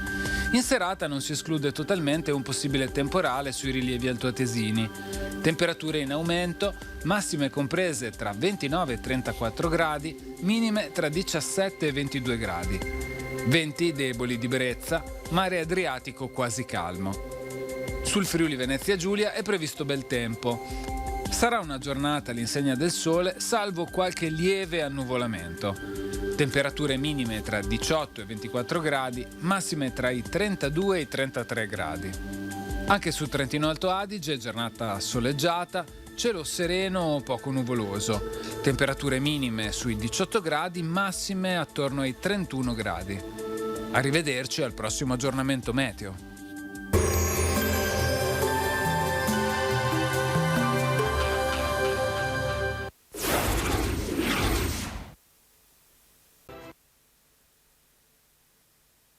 Un finanziamento di quasi 12 milioni di euro per la riqualificazione dell'area dell'ex ospedale di Marostica. Verrà realizzato un progetto abitativo fortemente innovativo per i malati di Alzheimer. Un progetto molto importante, il primo di questa valenza a livello regionale e con questi contenuti. La Regione Veneto ha partecipato appunto a questi fondi, che erano i fondi della qualità dell'abitare nazionali. Il Veneto, devo dire la verità, è stato molto bravo perché abbiamo ricevuto parecchi fondi. L'area interessata è quella del complesso edilizio Centro Socio-Sanitario Prospero Alpino e più precisamente alcuni fabbricati da anni inutilizzati che un tempo ospitavano i servizi psichiatrici e alcuni uffici amministrativi. Ora saranno riqualificati per ospitare questo nuovo complesso. Che va nella direzione quell'abitare leggero, quell'abitare che permette alle persone comunque di avere autonomia, ma soprattutto di muoversi in libertà e massima autonomia, rivolte soprattutto alle persone con demenza, con decadimento cognitivo o le persone insomma che hanno oggi affette da Alzheimer. È un progetto che prevede quindi una specie di quartiere, se vogliamo chiamarlo così, o comunque un presidio dedicato con servizi comuni che effettivamente permetterà l'inclusione totale ma l'autonomia di queste persone. Una riqualificazione molto attesa a Marostica. Penso questo sia un sogno che si avvera, intanto perché l'ospedale è stato costruito alla fine con i soldi dei nostri avi e pensate che quest'anno ricorrono i 250 anni dalla praticamente edificazione del primo ospedale in quell'area che ha sfruttato l'ex convento con i primi 20 posti letto, quindi veramente è a maggio tra l'altro e noi a marzo quest'anno siamo riusciti di fatto a presentare il progetto per la richiesta di finanziamento, quindi è veramente il connubio di un grande lavoro di squadra che darà una grande soddisfazione non solo alla città ma a tutto il territorio. Allora così la riqualificazione dell'ex ospedale di Marostica. Fra poco dovremo avere in collegamento i nostri ospiti politici. Vi leggo solo una notizia di cronaca che riguarda la provincia di Vicenza e Bassano in particolare. Avrebbe imposto il pizzo ai propri connazionali per interrestare nelle aree di sosta nomadi del Vicentino un gruppo di uomini di etnia rom, nei confronti dei quali sono scattate oggi 9 misure cautelari, 9 arresti che in sostanza imponevano un pizzo per avere aree di sosta nomadi. I carabinieri di Rosà e il nucleo operativo dei carabinieri di Bassano del Grappa hanno dato esecuzione all'ordinanza di custodia cautelare in carcere nei confronti di 3 uomini e della misura degli arresti domiciliari di altri 6 per i reati di associazione a delinquere. Gli indagati avevano costituito un'associazione per delinquere fondata sul vincolo familiare e su una gerarchia verso i capi del gruppo. L'indagine ha preso le mosse da numerose denunce presentate da una famiglia di etnia rom residenti nel Vicentino, a partire dalle quali è stato accertato come gli indagati compissero estorsioni in denaro nei confronti dei connazionali per consentire loro di restare senza ritorsioni nei territori nei quali si erano stabiliti. Le intimidazioni avvenivano con violenze, richieste di estorsioni, ostentando armi e munizioni e imponendo una sorta di pizzo per far pagare, il quale non avrebbero esitato a provocare incendi ai danni di chi non pagava. Questo accadeva nel Vicentino, nella zona di Rosà e di Bassano, e quindi è scattata questa operazione dei carabinieri. Torniamo a parlare di Covid e non solo, ma anche di riforma della giustizia. Lo facciamo con i nostri ospiti. Anna Maria Bigon, consigliere regionale del Partito Democratico, buongiorno. Buongiorno, grazie direttore dell'invito. Buongiorno a tutti. Torna a trovarci anche il senatore Luca De Carlo, buongiorno, coordinatore regionale di Fratelli d'Italia, buongiorno. Buongiorno a tutti. Lei è sempre in movimento, la vedo sempre in macchina, non sta mai fermo, diciamo. O in macchina o in treno. Ecco, benissimo, ok. Allora, tanti temi che affronteremo in questa ora fino al termine. Partiamo però ovviamente dal Covid e partiamo i due temi cruciali di dibattito di queste settimane, di questi giorni. Da una parte il Green Pass, dall'altro la questione vaccinazione a scuola, vaccinazioni dai sanitari, l'obbligo della vaccinazione. Come sappiamo, il tema scuola e trasporti è slittato alla prossima settimana. Intanto proprio la prossima settimana, dal 6 agosto, scatterà l'utilizzo del Green Pass, ad esempio nei ristoranti e nei bar, nelle modalità che abbiamo raccontato, e questo ha provocato il dibattito e le proteste. E anche domani ci sarà un flash mob, ad esempio di Veneto Imprese Unite, altre associazioni come l'App di Padova che chiedono al governo di cambiare e ad esempio di imporre alle persone l'utilizzo di un'autocertificazione, ad esempio, perché il problema fondamentale, molto concreto, è quello del controllo. Dicono non riusciremo a controllare, come faremo a gestire una situazione del genere. Allora partiamo da qui, partiamo dal Green Pass e poi parliamo dell'obbligo vaccinazioni. Bigon, è un tema di dibattito che si è scatenato. Come affrontarlo secondo lei? Ma dobbiamo affrontarlo nel modo giusto per il quale è stato istituito. Noi abbiamo visto che solo con l'accenno e l'istituzione di questo obbligo automaticamente si sono innalzate le richieste di vaccinazioni. Allora, se non vogliamo ritornare a un lockdown, dobbiamo mettere in atto tutti gli strumenti possibili e necessari per fare in modo che la popolazione raggiunga quell'immunità di gregge di cui abbiamo bisogno. Il 70, il 60%, il 52% per cui siamo arrivati adesso non è assolutamente sufficiente. Noi abbiamo un problema che è enorme, che è l'apertura delle scuole, per cui i ragazzi e gli insegnanti, mi auguro, dovranno assolutamente essere in presenza, perché abbiamo visto cosa è successo in questo anno e mezzo, per cui l'economia tra l'altro deve lavorare. Io credo che insomma fanno fatica a dire no. Tra l'altro in un momento della tecnologia così avanzata credo che anche un controllo non sia così una cosa grave. Ecco, si è parlato molto di libertà in questi giorni e ha fatto scalpore, ma non è la prima volta che fanno scalpore le sue dichiarazioni, quanto ha detto Massimo Cacciari, ad esempio, che è un esponente di sinistra che ha parlato di un Green Pass inutile e dannoso. Cosa pensa di questo? La libertà va benissimo, va difesa finché non incide sulla libertà e la tutela della salute degli altri. Non può essere un'irresponsabilità sociale la libertà individuale, per cui io credo che questo sia un principio sacrosanto che non capisco veramente il commento di Cacciari, non lo condivido, è deleterio, è anche di un livello che non mi sarei mai aspettata da lui. De Carlo, il tema Green Pass, come dicevamo, ha riportato nei social il tema della libertà di scelta. Si è visto anche in queste ore il movimento IAPRO, il Comitato Libertà di Scelta, insomma si torna a parlare di questo, a volte anche nei social, accostando questo al nazismo. Ecco, secondo lei sono derive, sono esagerazioni? Come la pensa? Guardi, io faccio una premessa intanto. Io ho fatto il Covid, mi sono ammalato, sono guarito, non l'ho avuto in forma fortissima, ma insomma l'ho avuto e probabilmente qualche conseguenza la si paga poi nei mesi seguenti, che oggettivamente un po' mina la salute generale. Mi sono vaccinato non appena il Veneto ha aperto la finestra per i quarantenni, quindi mi sono vaccinato il 30 di maggio. Quindi non in una data strumentalmente magari utilizzata per dire si è vaccinato oggi piuttosto che... Mi sono vaccinato convintamente subito. Mio figlio più grande, 21 anni, si è vaccinato da solo senza che suo padre gli desse nessuna indicazione, ma evidentemente l'esempio vale più di 1000 indicazioni, e si è convintamente vaccinato. Dall'altra parte io ho una compagna che allatta, che ha un bambino piccolo, abbiamo un bambino piccolo di 6 mesi.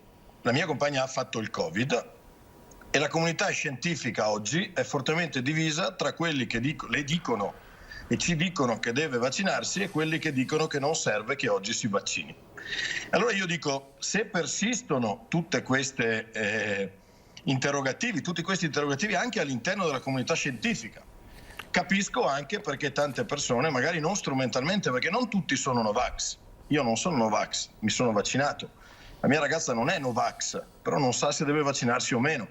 Quindi tutta questa confusione che oggi c'è dovuta a una lacuna di informazione, a spesso purtroppo non solo sui social dove ognuno è diventato lo zecchicchi di turno, ma anche tra la comunità scientifica e anche il governo. AstraZeneca sì, vi ricordate, AstraZeneca no, la possibilità che quelli con 2 vaccinazioni possano veicolare il virus o meno, tutti interrogativi a cui non abbiamo risposto. Bene, se a questi interrogativi la comunità scientifica, a cui io faccio appello e che io seguo in maniera assolutamente precisa e puntuale, non sono in grado, la comunità scientifica non è in grado di dare una risposta chiara a questi interrogativi, è evidente che ci sia della gente che ad oggi non si è vaccinata, proprio per questa lacuna e per questa anche confusione che si è generata.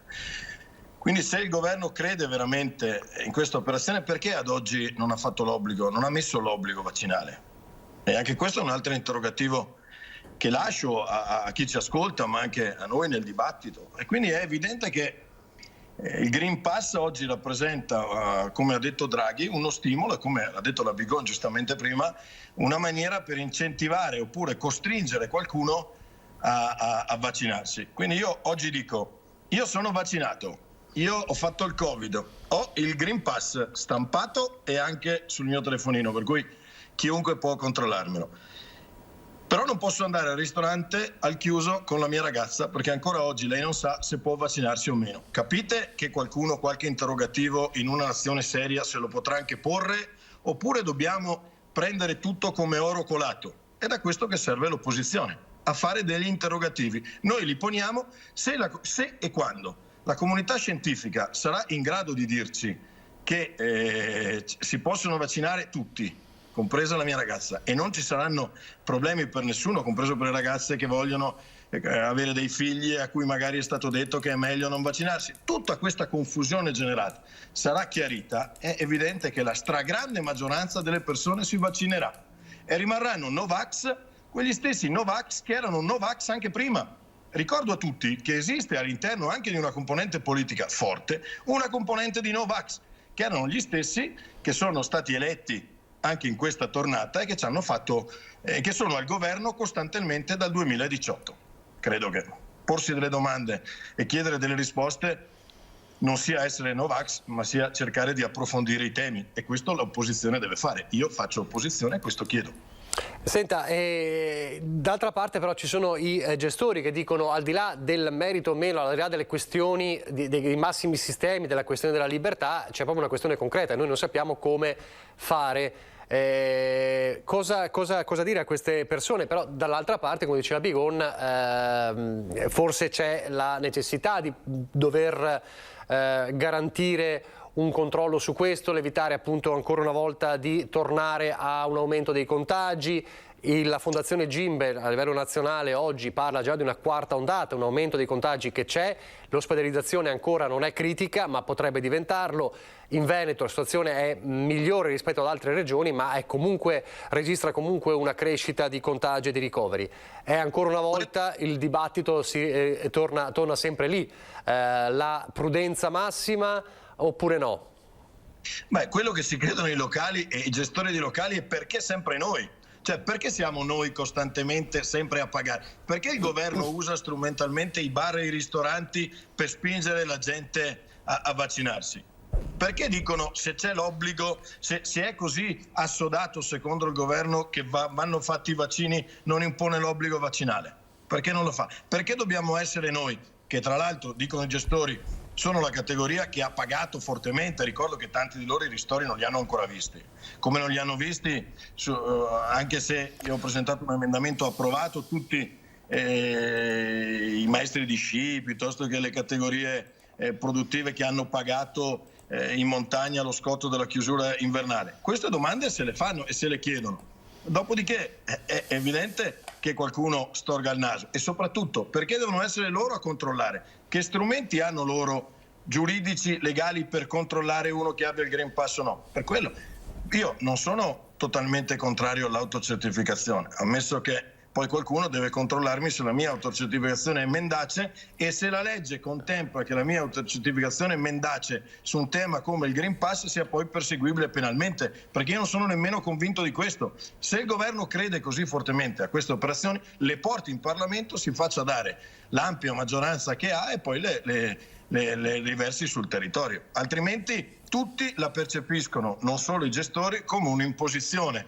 a volte schizofrenica di un qualcosa che in realtà non basa, forse, altrimenti sarebbe volontario, su basi scientifiche. Altrimenti qualcuno mi dice che il vaccino non si può obbligare nessuno a vaccinarsi perché è anticostituzionale, allora io mi chiedo se è prevista dalla Costituzione la discriminazione del fatto che io possa entrare in un locale e la mia ragazza no.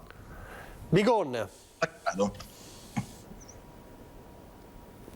Sì, io dissento un po' quasi completamente da quanto detto dal collega, dal senatore.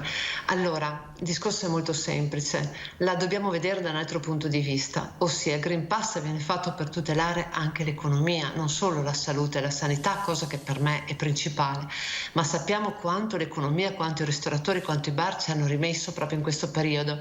E perché proprio loro? Perché sono loro dove accolgono delle persone che mangiano, che parlano, che ridono, che scherzano, che quindi stanno in compagnia, e dobbiamo evitare gli assembramenti. Sappiamo che l'unica cosa certa, ma non perché lo dico io, perché lo dice la politica, ma credo che la scienza sia unanime in questo, è che il virus si trasmette appunto col contatto diretto e quindi anche in vicinanza. Bar e ristoranti purtroppo sono le sedi più propizie per questo virus. Allora, lo facciamo per difendere anche l'economia. Dopo 1 anno e mezzo non è più possibile pensare a un nuovo lockdown, ma non solo, abbiamo avuto 110.000 morti, vero, in Italia?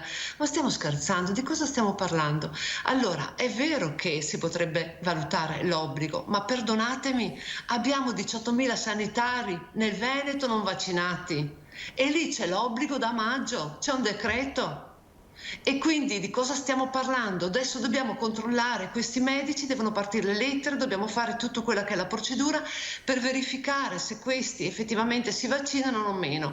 Poi io non credo che la scienza debba rispondere assolutamente a un caso particolare, pur importante, che è appunto la ragazza del collega. Allora, l'immunità di gregge è fatto proprio per questo.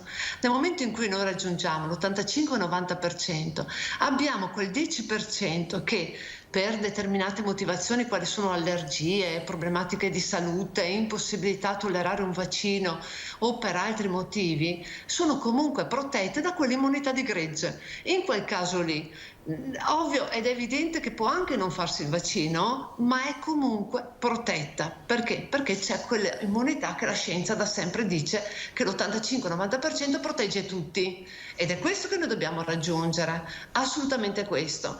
È vero, io sono per l'obbligo in determinati casi, lo metterei anche per gli insegnanti. Lì abbiamo raggiunto l'80%, manca quel 10%, forziamo anche lì. Perché non possiamo pensare che i nostri ragazzi siano a casa anche quest'anno.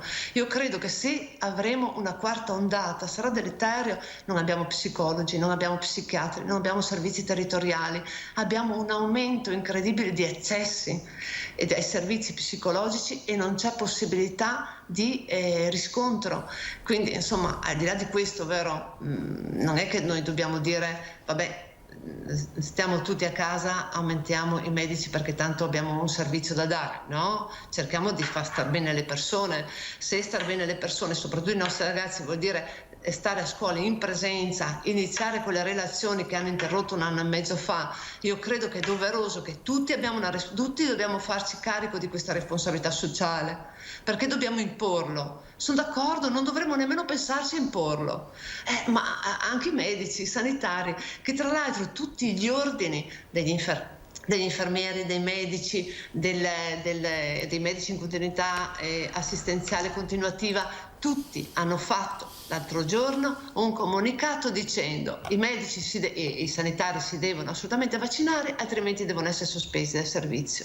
Siamo tutti d'accordo, la scienza anche è d'accordo. È vero che forse qualche magari confusione nella comunicazione è stata fatta, ma non credo per la scienza, perché noi in Europa siamo l'unico Stato, l'unico l'unica appunto continente e Europa e stati, insieme di stati che hanno fatto le 3 fasi di controllo prima di erogare il vaccino. Quindi insomma siamo un po' più sicuri magari rispetto anche ad altri stati. Altra cosa, io credo che insomma dovremmo fare una comunicazione sì corretta. È altrettanto vero che insomma l'assunzione di responsabilità è anche individuale nel momento in cui questa non è una malattia personale, ma è una infezione che si trasmette, un virus, e quindi insomma diventa una malattia collettiva.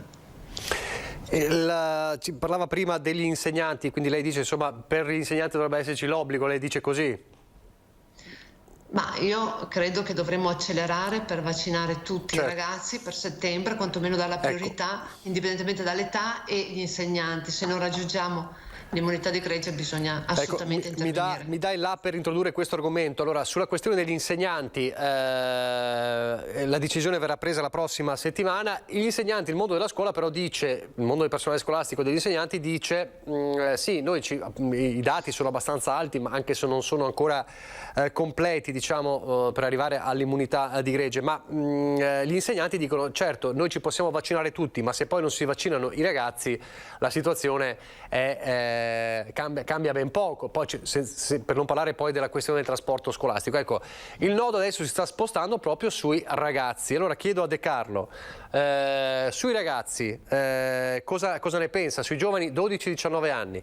Questo è un altro tema molto sentito, polemiche ce ne sono state nelle scorse settimane anche all'interno della stessa Lega, ad esempio, con un Matteo Salvini che ha detto non voglio che mio figlio venga inseguito da una siringa, e si sta dibattendo molto all'interno della Lega proprio su questo. Voi cosa dite? Beh, innanzitutto diciamo che prima di pensare ai vaccini, visto che non li avevamo neanche fino a poco tempo fa, sulla scuola si può fare un ragionamento anche un po' diverso, insomma, di spazi, di messa in sicurezza, tutte cose che si sono dimenticate rispetto ai problemi dell'anno scorso quando i vaccini non c'erano. Ricordiamo tutti i paradossali banchi a rotelle. Sul trasporto pubblico vale la stessa questione del Green Pass. Scusate, ma perché nei locali che sono quelli dove la collega Bigon dice che l'evidenza scientifica dice che ci sia maggior contagio, io questo non l'ho mai visto, però insomma le credo sulla parola perché le conosco un'onestà intellettuale che sicuramente non la spinge a dire le bugie. Quindi sul trasporto pubblico abbiamo lavorato in maniera precisa e puntuale per garantire un trasporto dei nostri studenti in maniera sicura? Beh, ho qualche dubbio, credo che si sia ancora indietro, come si sia ancora indietro sulla messa in sicurezza dei locali e della scuola. Dopodiché pongo un altro quesito: come mai Francia e Germania sui vaccini ai ragazzi hanno delle serie perplessità? Sono forse delle repubbliche delle banane dove vigono le leggi dei social, dove i Novax condizionano la Merkel e Macron, oppure oggettivamente la comunità scientifica si sta ponendo dei dubbi anche lì? Perché anche qua vorrei che la scelta che il governo andasse a fare fosse proprio su una base scientifica. Dopodiché volevo chiarire un punto: io non vorrei che ho fatto un esempio sul Green Pass citando quello che accade nella mia famiglia, non certo per voler risolvere il problema della mia famiglia, per portare all'attenzione un tema che è quello di chi è nelle sue condizioni, di chi è malata con determinate malattie, di chi è un ragazzino che fino ad oggi non sappiamo se si deve vaccinare o meno. Cioè c'è un'ampia gamma di persone che ad oggi non potrebbe avere il Green Pass, e non per colpa sua. Quindi cerchiamo di ritornare su una base un po' più di pragmatismo e di concretezza. Dopodiché la scuola, è vero, gli insegnanti si stanno vaccinando tutti, lo stanno facendo perché si sta vaccinando ormai tanta parte di popolazione, come sono vaccinato io e come spero sia anche la Bigon. Però è evidente che se è inutile vaccinare gli insegnanti, e queste le loro perplessità sono evidenti, se poi invece loro rappresentano un'unità e i ragazzi ne rappresentano 20, però ripeto, io voglio, prima di vaccinare i ragazzi, l'evidenza scientifica che il vaccino sui ragazzi non abbia delle grandi complicazioni. Perché dico questo? E perché io da vecchio vaccinato antivaiolo con la classica variola che hanno quelli più anzianotti, tutti siamo stati vaccinati da bambini, tanti bambini fanno le vaccinazioni, però forse quelli poggiavano un po' su qualche base scientifica in più, su un tempo di sperimentazione un po' più alto e quindi sulla capacità di vederne anche gli effetti. Oggi, ripeto, vuoi per il fatto che questa pandemia ci sia capitata a un tortocollo, vuoi perché oggettivamente tempo per sperimentarla ce n'è stata veramente poca, abbiamo qualche perplessità in più e ripeto che avere dubbi è sinonimo di intelligenza, non è certo sinonimo di presunzione. E quindi io ancora una volta faccio appello alla scienza, non all'interpretazione che la politica vorrebbe dare della scienza quando fa comodo a se stessa. E quindi attendo i dati con grandissima calma e pacatezza. Bigon, quindi il tema, il nodo è anche quello dei ragazzi. È chiaro che imporre l'obbligo vaccinale dai 12 ai 19 anni significherebbe andare su un terreno di scontro, credo, improbabile. Però gli insegnanti dicono noi ci possiamo vaccinare, ma se non si vaccinano i ragazzi il discorso cade. Cosa dice lei? Ma io dico che bisogna accelerare, tutto qua. Noi avevamo detto che entro settembre abbiamo avuto l'immunità di gregge e adesso si parla di ottobre. A settembre inizieranno le scuole e noi dobbiamo accelerare sulle vaccinazioni. Io non entro nel merito dell'obbligatorietà per i ragazzi. Noi abbiamo chiesto come Partito Democratico ancora l'anno scorso che i ragazzi fossero tra i primi vaccinati. Perché? Perché di fatto hanno perso un anno di scuola, un anno di relazione e soprattutto nelle superiori, perché elementari e medie comunque hanno garantito una continuità, non quelli appunto degli adolescenti, dell'età adolescenziale, per cui bisognerebbe accelerare. Ecco, questo dobbiamo fare assolutamente, perché se andiamo in base per età ancora tanti hanno appuntamento a settembre, ottobre, per cui difficilmente potranno entro la scuola essere. Dopodiché vediamo l'immunità e quanto arriva, perché questa è scienza, non è interpretazione, nel senso che se arriviamo a quell'85-90% siamo sicuri che quantomeno, e non credo che ci sia più del 10% della popolazione che ha problematiche particolari varie. Tante volte insomma hanno sempre indicato gli scienziati, tanti magari non vogliono farlo, più che un problema reale. Valutiamo questo, insomma io ho fatto il vaccino come collega, per cui siamo penso di esempio a tutti, insomma c'è anche una responsabilità che io reputo fondamentale, che è quella sociale. Qua cambiamo il termine, tra l'altro vaccinazioni ne abbiamo 10 obbligatorie. Non sarebbe uno scandalo fra un po' di tempo se vediamo che assolutamente questa pandemia non arretra, metterla obbligatoria. Non è questo il problema, l'importante è che ovviamente ci sia una sicurezza c'è, per quanto dicono gli scienziati, che è quella che il Covid fa un danno enorme nel post-Covid, da quello che abbiamo visto. Quindi evitare il Covid e la gravità che la doppia vaccinazione dà fino all'85-90% di gravità del Covid, insomma io credo che è già una bella cosa. Una vaccinazione sola ti limita nel 30-40% la gravità, la doppia insomma dà una buona salvaguardia. Io credo che insomma la scienza sia stata chiara in questo. Abbiamo visto in queste settimane, e probabilmente ne vedremo ancora in questi giorni, le piazze che si sono riempite di proteste.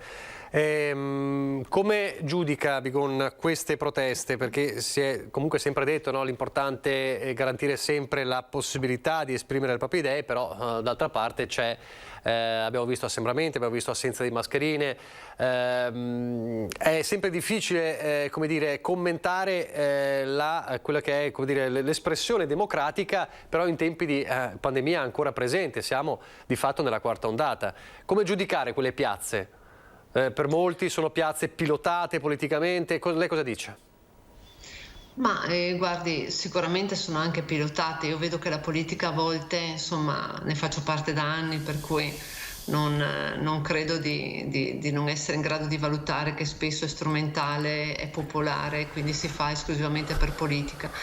Io questo lo capisco, penso che lo capiamo tutti, insomma. Dopodiché non tutti sono pilotati, sicuramente magari ci saranno delle persone che credono effettivamente nella vaccinazione come un fatto negativo, per cui hanno degli elementi loro di valutazione. Ci sono tante persone che magari non possono assolutamente essere vaccinate e quindi questo va fatto un serio ragionamento, ci mancherebbe altro, assolutamente.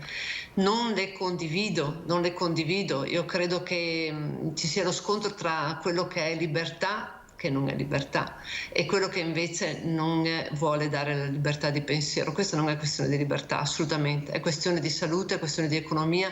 Economia, guardate, la metto sempre dopo la salute perché la credo sicuramente meno rilevante, però dopo 1 anno e mezzo di pandemia diventa importante tutto, ecco.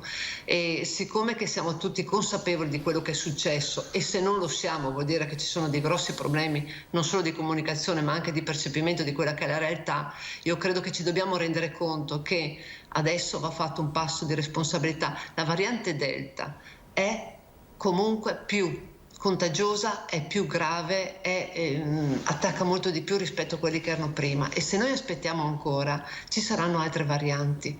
Ecco perché bisogna accelerare con le vaccinazioni proprio per evitare questi casi, perché le terapie intensive hanno cambiato i parametri, ma i positivi ci sono, vero? Nel frattempo leggo un lancio dell'agenzia ANSA, slitta la presentazione del piano scuola agli enti locali. Il testo elaborato dal Ministero dell'Istruzione è pronto, ma è stato deciso che sarà proposto alle regioni la prossima settimana.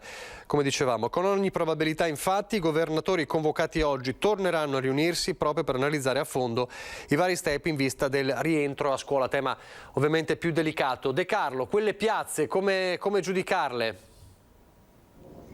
Beh, innanzitutto le piazze vanno un po' rispettate, insomma, perché non è che normalmente in piazza ci vadano sempre quelli che la pensano come noi. È capitato tanti anni, insomma, la sinistra è piazzarola da sempre, non è che come la destra del resto, quindi non è che le piazze le possiamo tollerare quando dicono le cose che piacciono a noi.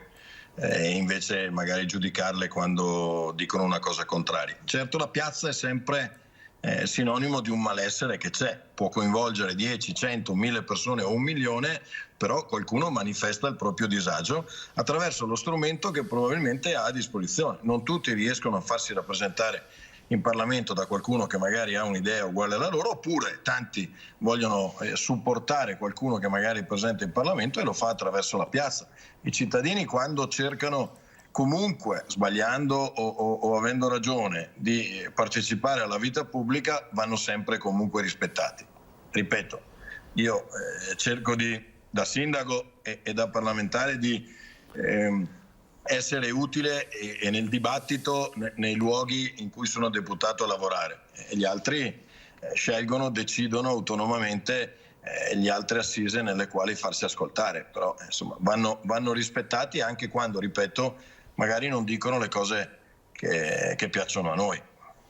Allora, piccola pausa pubblicitaria, l'ultimo break pubblicitario, poi torniamo in diretta.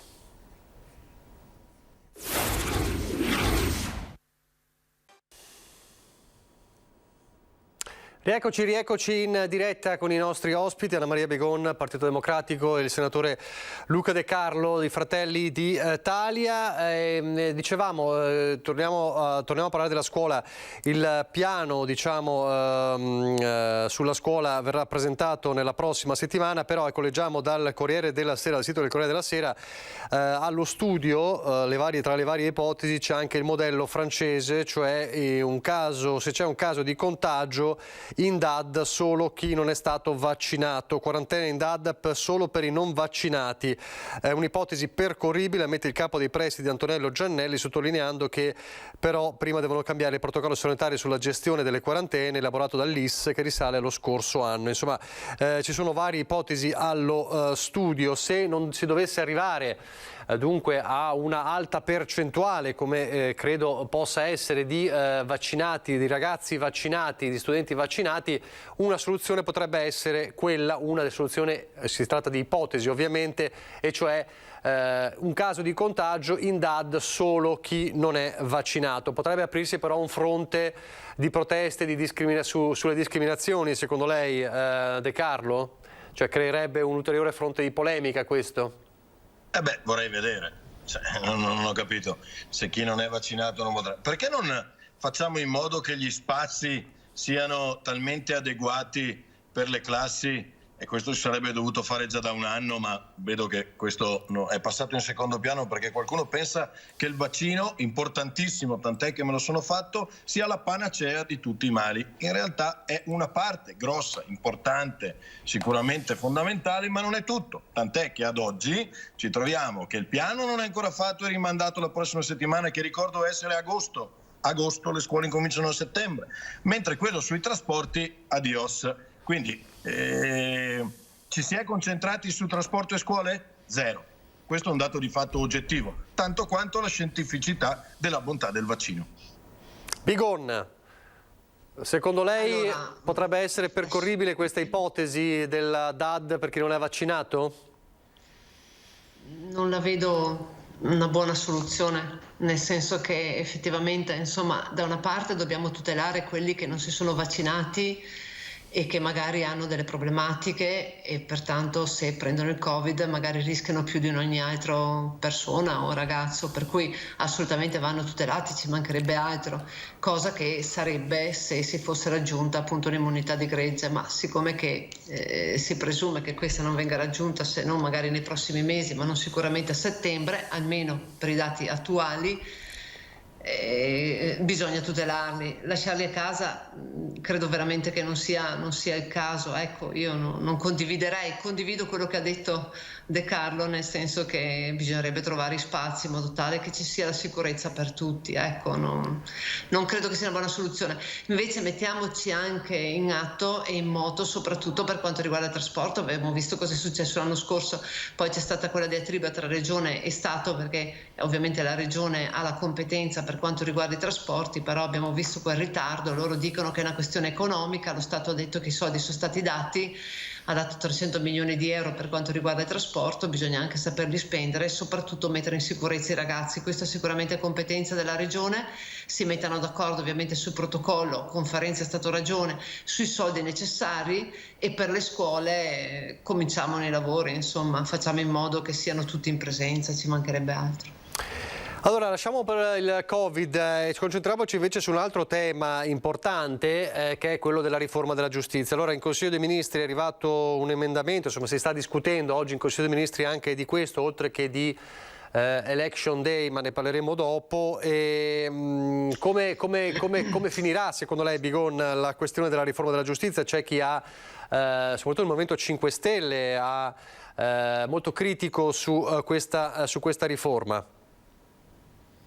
Ma io credo che la riforma della giustizia debba avere di obiettivi fondamentali. Allora, premesso che è importante perché se vogliamo ottenere quelli che sono i fondi europei dobbiamo assolutamente partire dalle riforme e la riforma della giustizia è una riforma richiesta. La attendiamo anche noi da anni, per cui come cittadini, come istituzioni, per cui è fondamentale muoversi, credo, e spero che il governo trovi ovviamente unanimità o quantomeno insomma che non ci siano divisioni nette tra la maggioranza e che si vada il più presto per una riforma. Io credo che gli obiettivi principali siano tanto la durata dei processi, evidentemente, che è una prima discriminante, perché se noi dobbiamo attendere 10-15 anni per vedersi riconoscere un diritto o anche per vederselo accertato o anche negato, questo di per sé è un danno al cittadino, alle imprese e a tutti, insomma, per cui assolutamente questo è fondamentale. Concordo nella responsabilità dei magistrati, perché io credo che insomma come tutti noi siamo responsabili per quello che facciamo, è evidente che la responsabilità diretta deve essere presa in esame.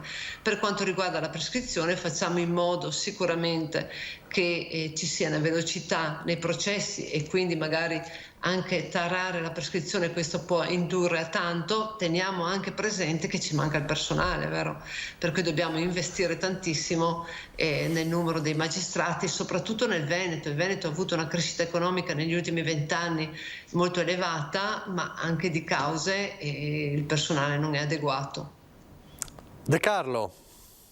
Beh, insomma, non per smentire la collega, ma purtroppo magari il Veneto avesse avuto una crescita economica negli ultimi 20 anni così forte, in realtà è passato da essere una delle prime regioni d'Europa a essere la 78esima regione, quindi un grande boom, insomma abbiamo fatto un po' di fatica a vederlo, specialmente negli ultimi 10.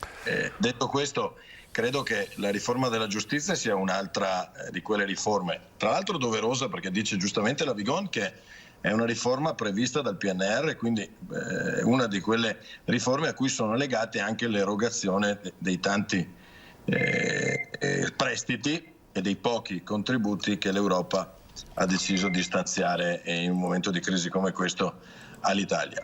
E quindi va fatta. Sul come va fatta è evidente che una maggioranza nella quale la maggioranza relativa è ancora del Movimento 5 Stelle, vede un po' difficile passare quei principi che io condivido della Bigone, cioè non solo della durata del processo, ma anche di una prescrizione seria e non giustizialista come vorrebbe la manovra dei 5 Stelle.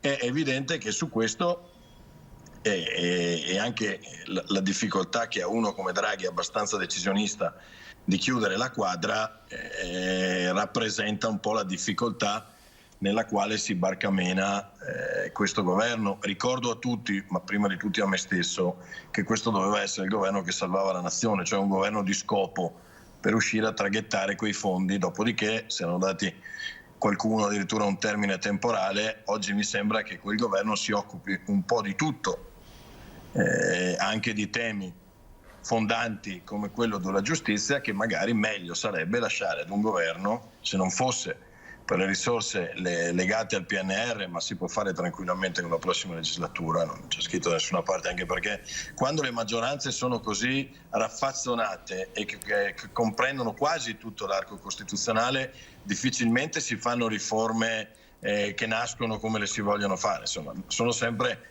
vale per la destra e per la sinistra, sono sempre compromessi al ribasso, e quindi un tema importante come la giustizia, trattarlo sulla base dei compromessi al ribasso mi sa un po' difficile, Ecco, il tema, lei dice, insomma, dovrebbe essere tema di altri governi, non di un governo, insomma, di scopo, di un governo di salvezza nazionale, però di fatto essendo legato proprio ai fondi del PNR deve essere affrontato a stretto giro di posta. Un tema, su quello della prescrizione, su quello ha puntato molto il Movimento 5 Stelle e anche alcuni magistrati, parlando appunto di un pericolo sul fronte ad esempio di processi per mafia. Su questo cosa dite? Perché il tema della prescrizione è stato sbandierato dal Movimento 5 Stelle come un tema, come a dire, anche in critica, anche criticando fortemente il PD su questo tema. Era un tema ad esempio molto caro ai berlusconiani, quindi perché il PD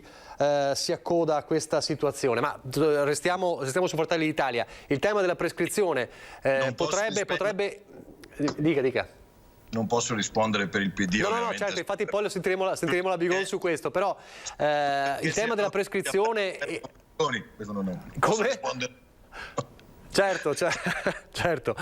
Il tema della prescrizione però è un tema molto molto delicato per alcuni settori della giustizia, per alcuni processi particolari. Ma certo, è un tema assolutamente delicato, però non è slegato dalla durata dei processi. È evidente che se i processi durano una vita diventa anche un po' difficile poi avere una prescrizione decente e quindi che consenta, oltre a non avere il fine pena mai, che quello è un principio che abbiamo sancito e che trova in me non un giustizialista ma un garantista anche sotto questo aspetto, e cioè che uno o ha la prospettiva della fine della sua pena o altrimenti il carcere non è educazione o rieducazione ma è semplicemente vendetta, e uno Stato non fa vendetta, uno Stato dovrebbe fare rieducazione per quanto sia possibile. Per cui io ero nel Fronte della Gioventù e mi ricordo come noi ci battemmo contro la pena di morte, ad esempio. È un paradosso, no? Nella destra c'era l'MSI allora favorevole alla pena di morte, noi giovani virgulti del Fronte della Gioventù assolutamente contrari. Un po' vale anche qui lo stesso principio, no? Non credo che un processo debba durare per forza tutta la vita, dopodiché ci sono dei crimini e delle questioni come la mafia sulla quale anch'io su qualcosa potremmo porre dei distinguo per fare in modo che temi che sono che vanno oltre il reato individuale, ma che coinvolgono magari sistemi difficilmente scardinabili se non attraverso operazioni magari più lunghe, su quello si possa ragionare. Bigon. Ma guardi, io credo che, e mi riferivo a questo prima per quanto riguarda il Veneto, l'aumento dei casi di corruzione, di mafia che sono legati appunto anche all'aspetto economico, e il numero di magistrati che manca, o quantomeno non è nel numero adeguato appunto a far fronte nei termini i processi. Se noi facciamo due cose molto semplici: da una parte aumentiamo il numero di magistrati, dall'altra applichiamo la responsabilità diretta, l'uno vale l'altro, basta sommarli, nel senso che non ci sono più scusanti né per i processi lunghi né per quanto riguarda tutto il resto, per cui anche un processo di mafia, se noi mettiamo nelle condizioni il giudicante di poter giudicare nei termini, dando anche appunto la responsabilità nel caso in cui non lo facesse, io credo che risolveremo un po' tutto. Però bisogna farlo con onestà intellettuale e vedere effettivamente se i problemi li vogliamo risolvere, perché se li vogliamo risolvere allora dobbiamo mettere nelle condizioni anche la magistratura di poterli risolvere nei tempi che noi diciamo, perché anche 10 anni sono troppi, anche 5 anni sono troppi. Abbiamo dei stati che decidono in poco tempo, perché questa è garanzia anche per l'imputato e anche per chi, ovviamente soprattutto per l'imputato per quanto riguarda i processi penali, ma pensiamo anche agli aspetti civilistici di chi non vede riconosciuto un diritto e che magari rischia un disagio molto grande economico. Allora, due sono le cose: responsabilità diretta e mettere il numero adeguato di magistrati e nelle condizioni di giudicare correttamente. Da lì ne veniamo fuori con qualsiasi accordo, anche per quanto riguarda la prescrizione. Poi non ci sarebbero più né scusanti né problemi. Allora, altro tema, ecco, ci avviciniamo alla fine, riguarda comunque sempre come gancio il Consiglio dei Ministri di stamattina, perché tra i temi in discussione, se non quello sulla giustizia non si protrarrà troppo a lungo, c'è anche quello di arrivare a fissare una data di election day per le elezioni amministrative di quest'anno, ovviamente slittate in autunno, potrebbe essere il 3 di ottobre, si parla del 3 di ottobre. Questo ci dà il là per parlare un po' delle elezioni amministrative, un po' di politica, allora, ma anche di Covid, perché ancora una volta ci sarà poi da dover gestire come dire, l'afflusso delle persone al voto, i seggi elettorali, un problema l'anno scorso che è stato gestito ma con enormi difficoltà. De Carlo, lei è anche sindaco, su questo il 3 ottobre non manca molto, diciamolo, manca un paio di mesi, si potrebbe andare al voto in quella data, ci si troverà di nuovo a dover stabilire i seggi elettorali, le scuole, farli da altre parti, perché poi le scuole saranno appena iniziate. Insomma, su questo, anche da sindaco, cosa pensa? Beh, insomma, farli da altre parti, siccome ogni novità induce cambiamento, o qualsiasi cosa che induca cambiamenti poi aggravi al lavoro, io credo che si possa sospendere per 1 o 2 giorni la scuola in quel caso e poi si possa tranquillamente votare in quei locali che abbiamo sempre utilizzato, di modo che non si crei rotture di scatole. Ma se servirà e il governo dirà di individuare degli altri locali con determinate caratteristiche diverse, faremo anche in questa maniera. Insomma, l'importante è andare a votare e dare voce ai cittadini. Io lo dico da sempre, insomma, questo è un governo nato per non farci andare a votare. Dopo l'interpretazione della Bigon sarà sicuramente diversa. Credo che siccome votano milioni di cittadini, perché votano le città più importanti d'Italia, non vedo come la scusa del contagio possa invece limitare il voto della Camera e Senato. Però insomma queste sono interpretazioni personali e ovviamente so di non avere il consenso massimo all'interno di questo studio, però dico in maniera abbastanza chiara, insomma, che per chi come noi, insomma, un po' di politica è costretto per fortuna o purtroppo a masticare, il 3 di ottobre diventa una data un po' difficile, perché ricordo a tutti che poi le liste vanno depositate tra il 29esimo e il 30esimo giorno prima, che vuol dire praticamente i primi di settembre, vuol dire che tutta l'operazione, che sono abbastanza gravose oggi, di reperimento dei certificati, di chiusura delle liste, delle firme, dell'accettazione e quant'altro va fatto alla fine del mese di agosto. Allora io non ho problemi al mese d'agosto a lavorare, però capisco che tanta gente che magari in tanti piccoli comuni si mette in lista e alle quali dobbiamo chiedere per favore certe volte di candidarsi, perché c'è questa crisi di vocazione che non è solo ecclesiastica ma è anche nei comuni, diventa difficile andare a pescare questi dove magari i poveri andranno a farsi l'unica settimana di ferie a fine agosto, e quindi diventa un po' complicato. Diventa complicato anche per i tribunali, diventa complicato per gli uffici comunali, quindi io avrei visto molto meglio una data come il 10 d'ottobre. Chiaro che se non ci siamo preparati come prima sulle scuole piuttosto che sui trasporti pubblici, il fatto che con l'abbassarsi delle temperature si teme una nuova ondata oppure comunque che il virus morda in maniera differente, capisco che ci sia questa impasse. Io chiederei da coordinatore regionale che deve occuparsi di più di 10 comuni sopra i 15.000 abitanti in Veneto e di tanti sotto i 15.000, che il governo non ce lo dica per decreto quei 52 giorni prima come previsti dalla legge, ma se riesce a farlo trapelare un pochino prima, insomma la gente cerca di organizzarsi un pelo meglio. Dopodiché, grazie a Dio, finalmente si vota anche in tante città, in tanti comuni, e purtroppo, lo ripeto, non si vota laddove invece vorremmo che si votasse, cioè per Senato e Camera, e dove potremo dare finalmente un governo coeso, compatto e sicuramente di centrodestra. Ci arriviamo fra pochissimo, peraltro lo dico, resta un'ipotesi, non abbiamo ancora ufficializzazioni, potrebbe essere che poi decidano per il 10 di ottobre, quindi magari potrebbe essere anche meglio, visto le criticità che lei ha sollevato. C'è questa ipotesi in ballo, ma aspetteremo di capire dal Consiglio dei Ministri. Bigon, anche per lei potrebbe essere problematico a livello di gestione questa data? L'abbiamo fatto l'anno scorso in tempi anche diversi, ma più critici, perché il 20 di settembre l'anno scorso abbiamo votato, per cui scadevano metà di agosto le schede del deposito, per cui ecco, non lo vedo un problema, nel senso che io credo che nel momento in cui ci si metta anche in gioco, insomma, si fa quello che è necessario. È vero, però è vero che si fa fatica a trovare le persone, questo è verissimo, ci mancherebbe altro, perché condivido tantissimo col collega, nel senso che bisogna veramente a volte insistere, perché c'è una responsabilità, tra l'altro, e un lavoro enorme negli enti locali. Anch'io come De Carlo ho fatto il sindaco 10 anni e so cosa significa.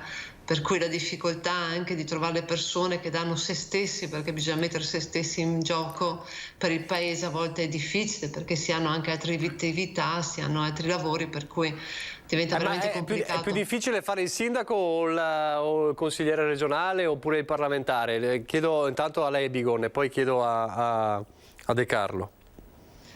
Ma io lo pensavo diverso, nel senso che è diverso come strumento, perché quello regionale comunque è legislativo, quello amministrativo locale è appunto amministrativo.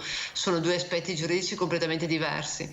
Io lo faccio come fossi un sindaco, nel senso che ascolto il territorio e cerco di stare tra di loro, e quindi l'impegno che ci metto è tantissimo, però la responsabilità che ha un sindaco, credo che dovremmo questo proporre, di cambiare un po' la situazione quantomeno dell'amministrazione locale. De Carlo, se dovesse scegliere tra le due opzioni, è chiaro che la vocazione del parlamentare, insomma, è un'altra vocazione, poi c'è quella dell'amministratore, ma è più facile fare il parlamentare o fare il sindaco? Ma allora, o meglio, è meno difficile, diciamo così, giriamola così. La vita avevo un sogno, e non era fare il parlamentare ma fare il sindaco. L'ho realizzato, quello che è venuto dopo è stato assolutamente un qualcosina di più. Tant'è che io ho chiesto alla Meloni di poter fare il candidato sindaco di Roma. Non hanno voluto, probabilmente per l'accento. Ma dice sul serio oppure è una battuta? No, lo dico io, la mia disponibilità quando Giorgia me l'ha chiesto, cioè quando Giorgia si cercava un candidato sindaco, l'ho data, ci mancherebbe. È evidente che non ero il profilo adatto a fare il sindaco di Roma. Però credo che lo avrei fatto, mi sarebbe piaciuto fare il sindaco, mi piacerebbe fare il sindaco di una grande città. Se è più difficile, è sicuramente più difficile, ma è anche un ruolo che ti dà molta più soddisfazione. Io, tra l'altro, oggi faccio il senatore di minoranza, quindi da una parte sono al governo nel mio comune, dall'altra faccio la minoranza, e per come sono io di carattere preferisco governare che arrabbiarmi con la Bigon perché i suoi non fanno quello che dovrebbero fare. Insomma, però fa parte del carattere di ognuno.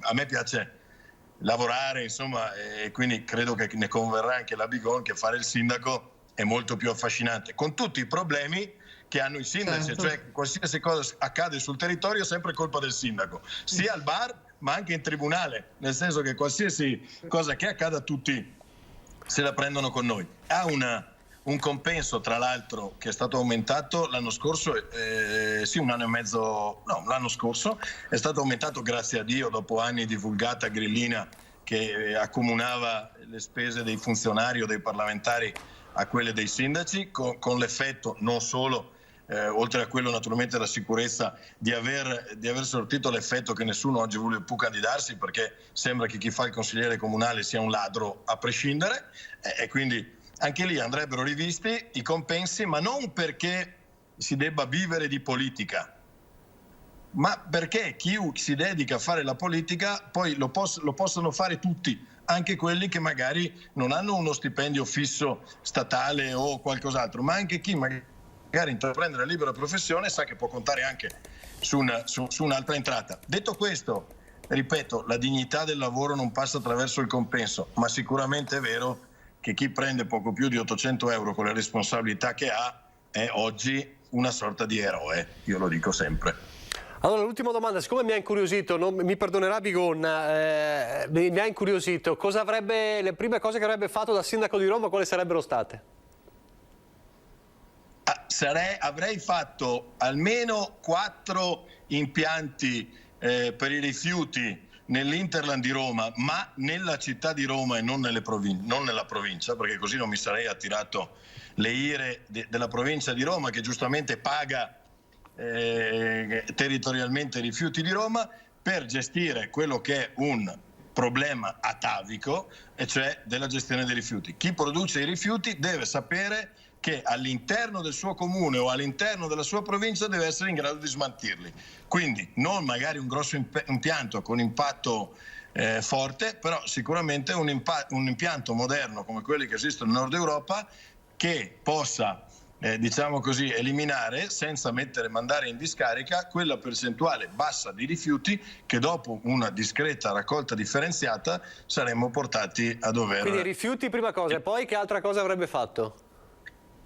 Beh, insomma, un po' di pulizia generale della città, perché credo che tutte le città soffrano sporcizia nelle proprie periferie, però non possiamo lasciare che Roma, la sporcizia, contrariamente alle altre nazioni che hanno capitali, penso a Londra, penso a Parigi, sia sporca nel centro. E poi riuscire a far capire che Roma è la capitale di questa nazione, e come capitale non deve essere percepita come qualcuno percepiva, fortunatamente solo qualche anno fa, oggi la governerebbe magari, come Roma ladrona, ma come qualcosina che possa far bella figura a tutta questa nazione. Poi io sono innamorato di Roma, quindi credo farei fatica. Ma l'ultima cosa davvero, e poi chiudiamo, ma Meloni l'ha detto subito di no o ci ha pensato?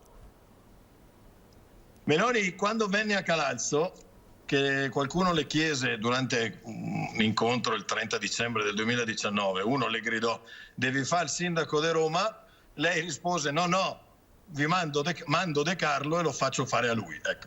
All'inizio disse di sì, poi mi disse di no, insomma. Ma quando le ha detto di no? Quando le ha detto di no? Ma sì, ma chiacchierando, quando si fecero i nomi, insomma, io ho detto la mia disponibilità, ma era ovvio che non sono il profilo per fare il sindaco di... Ma chissà, un uomo di montagna a Roma sarebbe stato davvero particolare, forse qualcosa di diverso. Allora grazie al senatore Luca De Carlo. Mi dica. se non altro per l'unico giorno che nevica sicuramente sarei uno attrezzato a risolvere i problemi. Ecco, assolutamente. Grazie al senatore De Carlo, grazie anche a Anna Maria Bigon, grazie anche, buon lavoro, davvero. Grazie per essere stati con noi, noi ci fermiamo qui. Grazie anche a voi per averci seguito. Il prossimo appuntamento alle 18:30 con il telegiornale del Veneto. Arrivederci.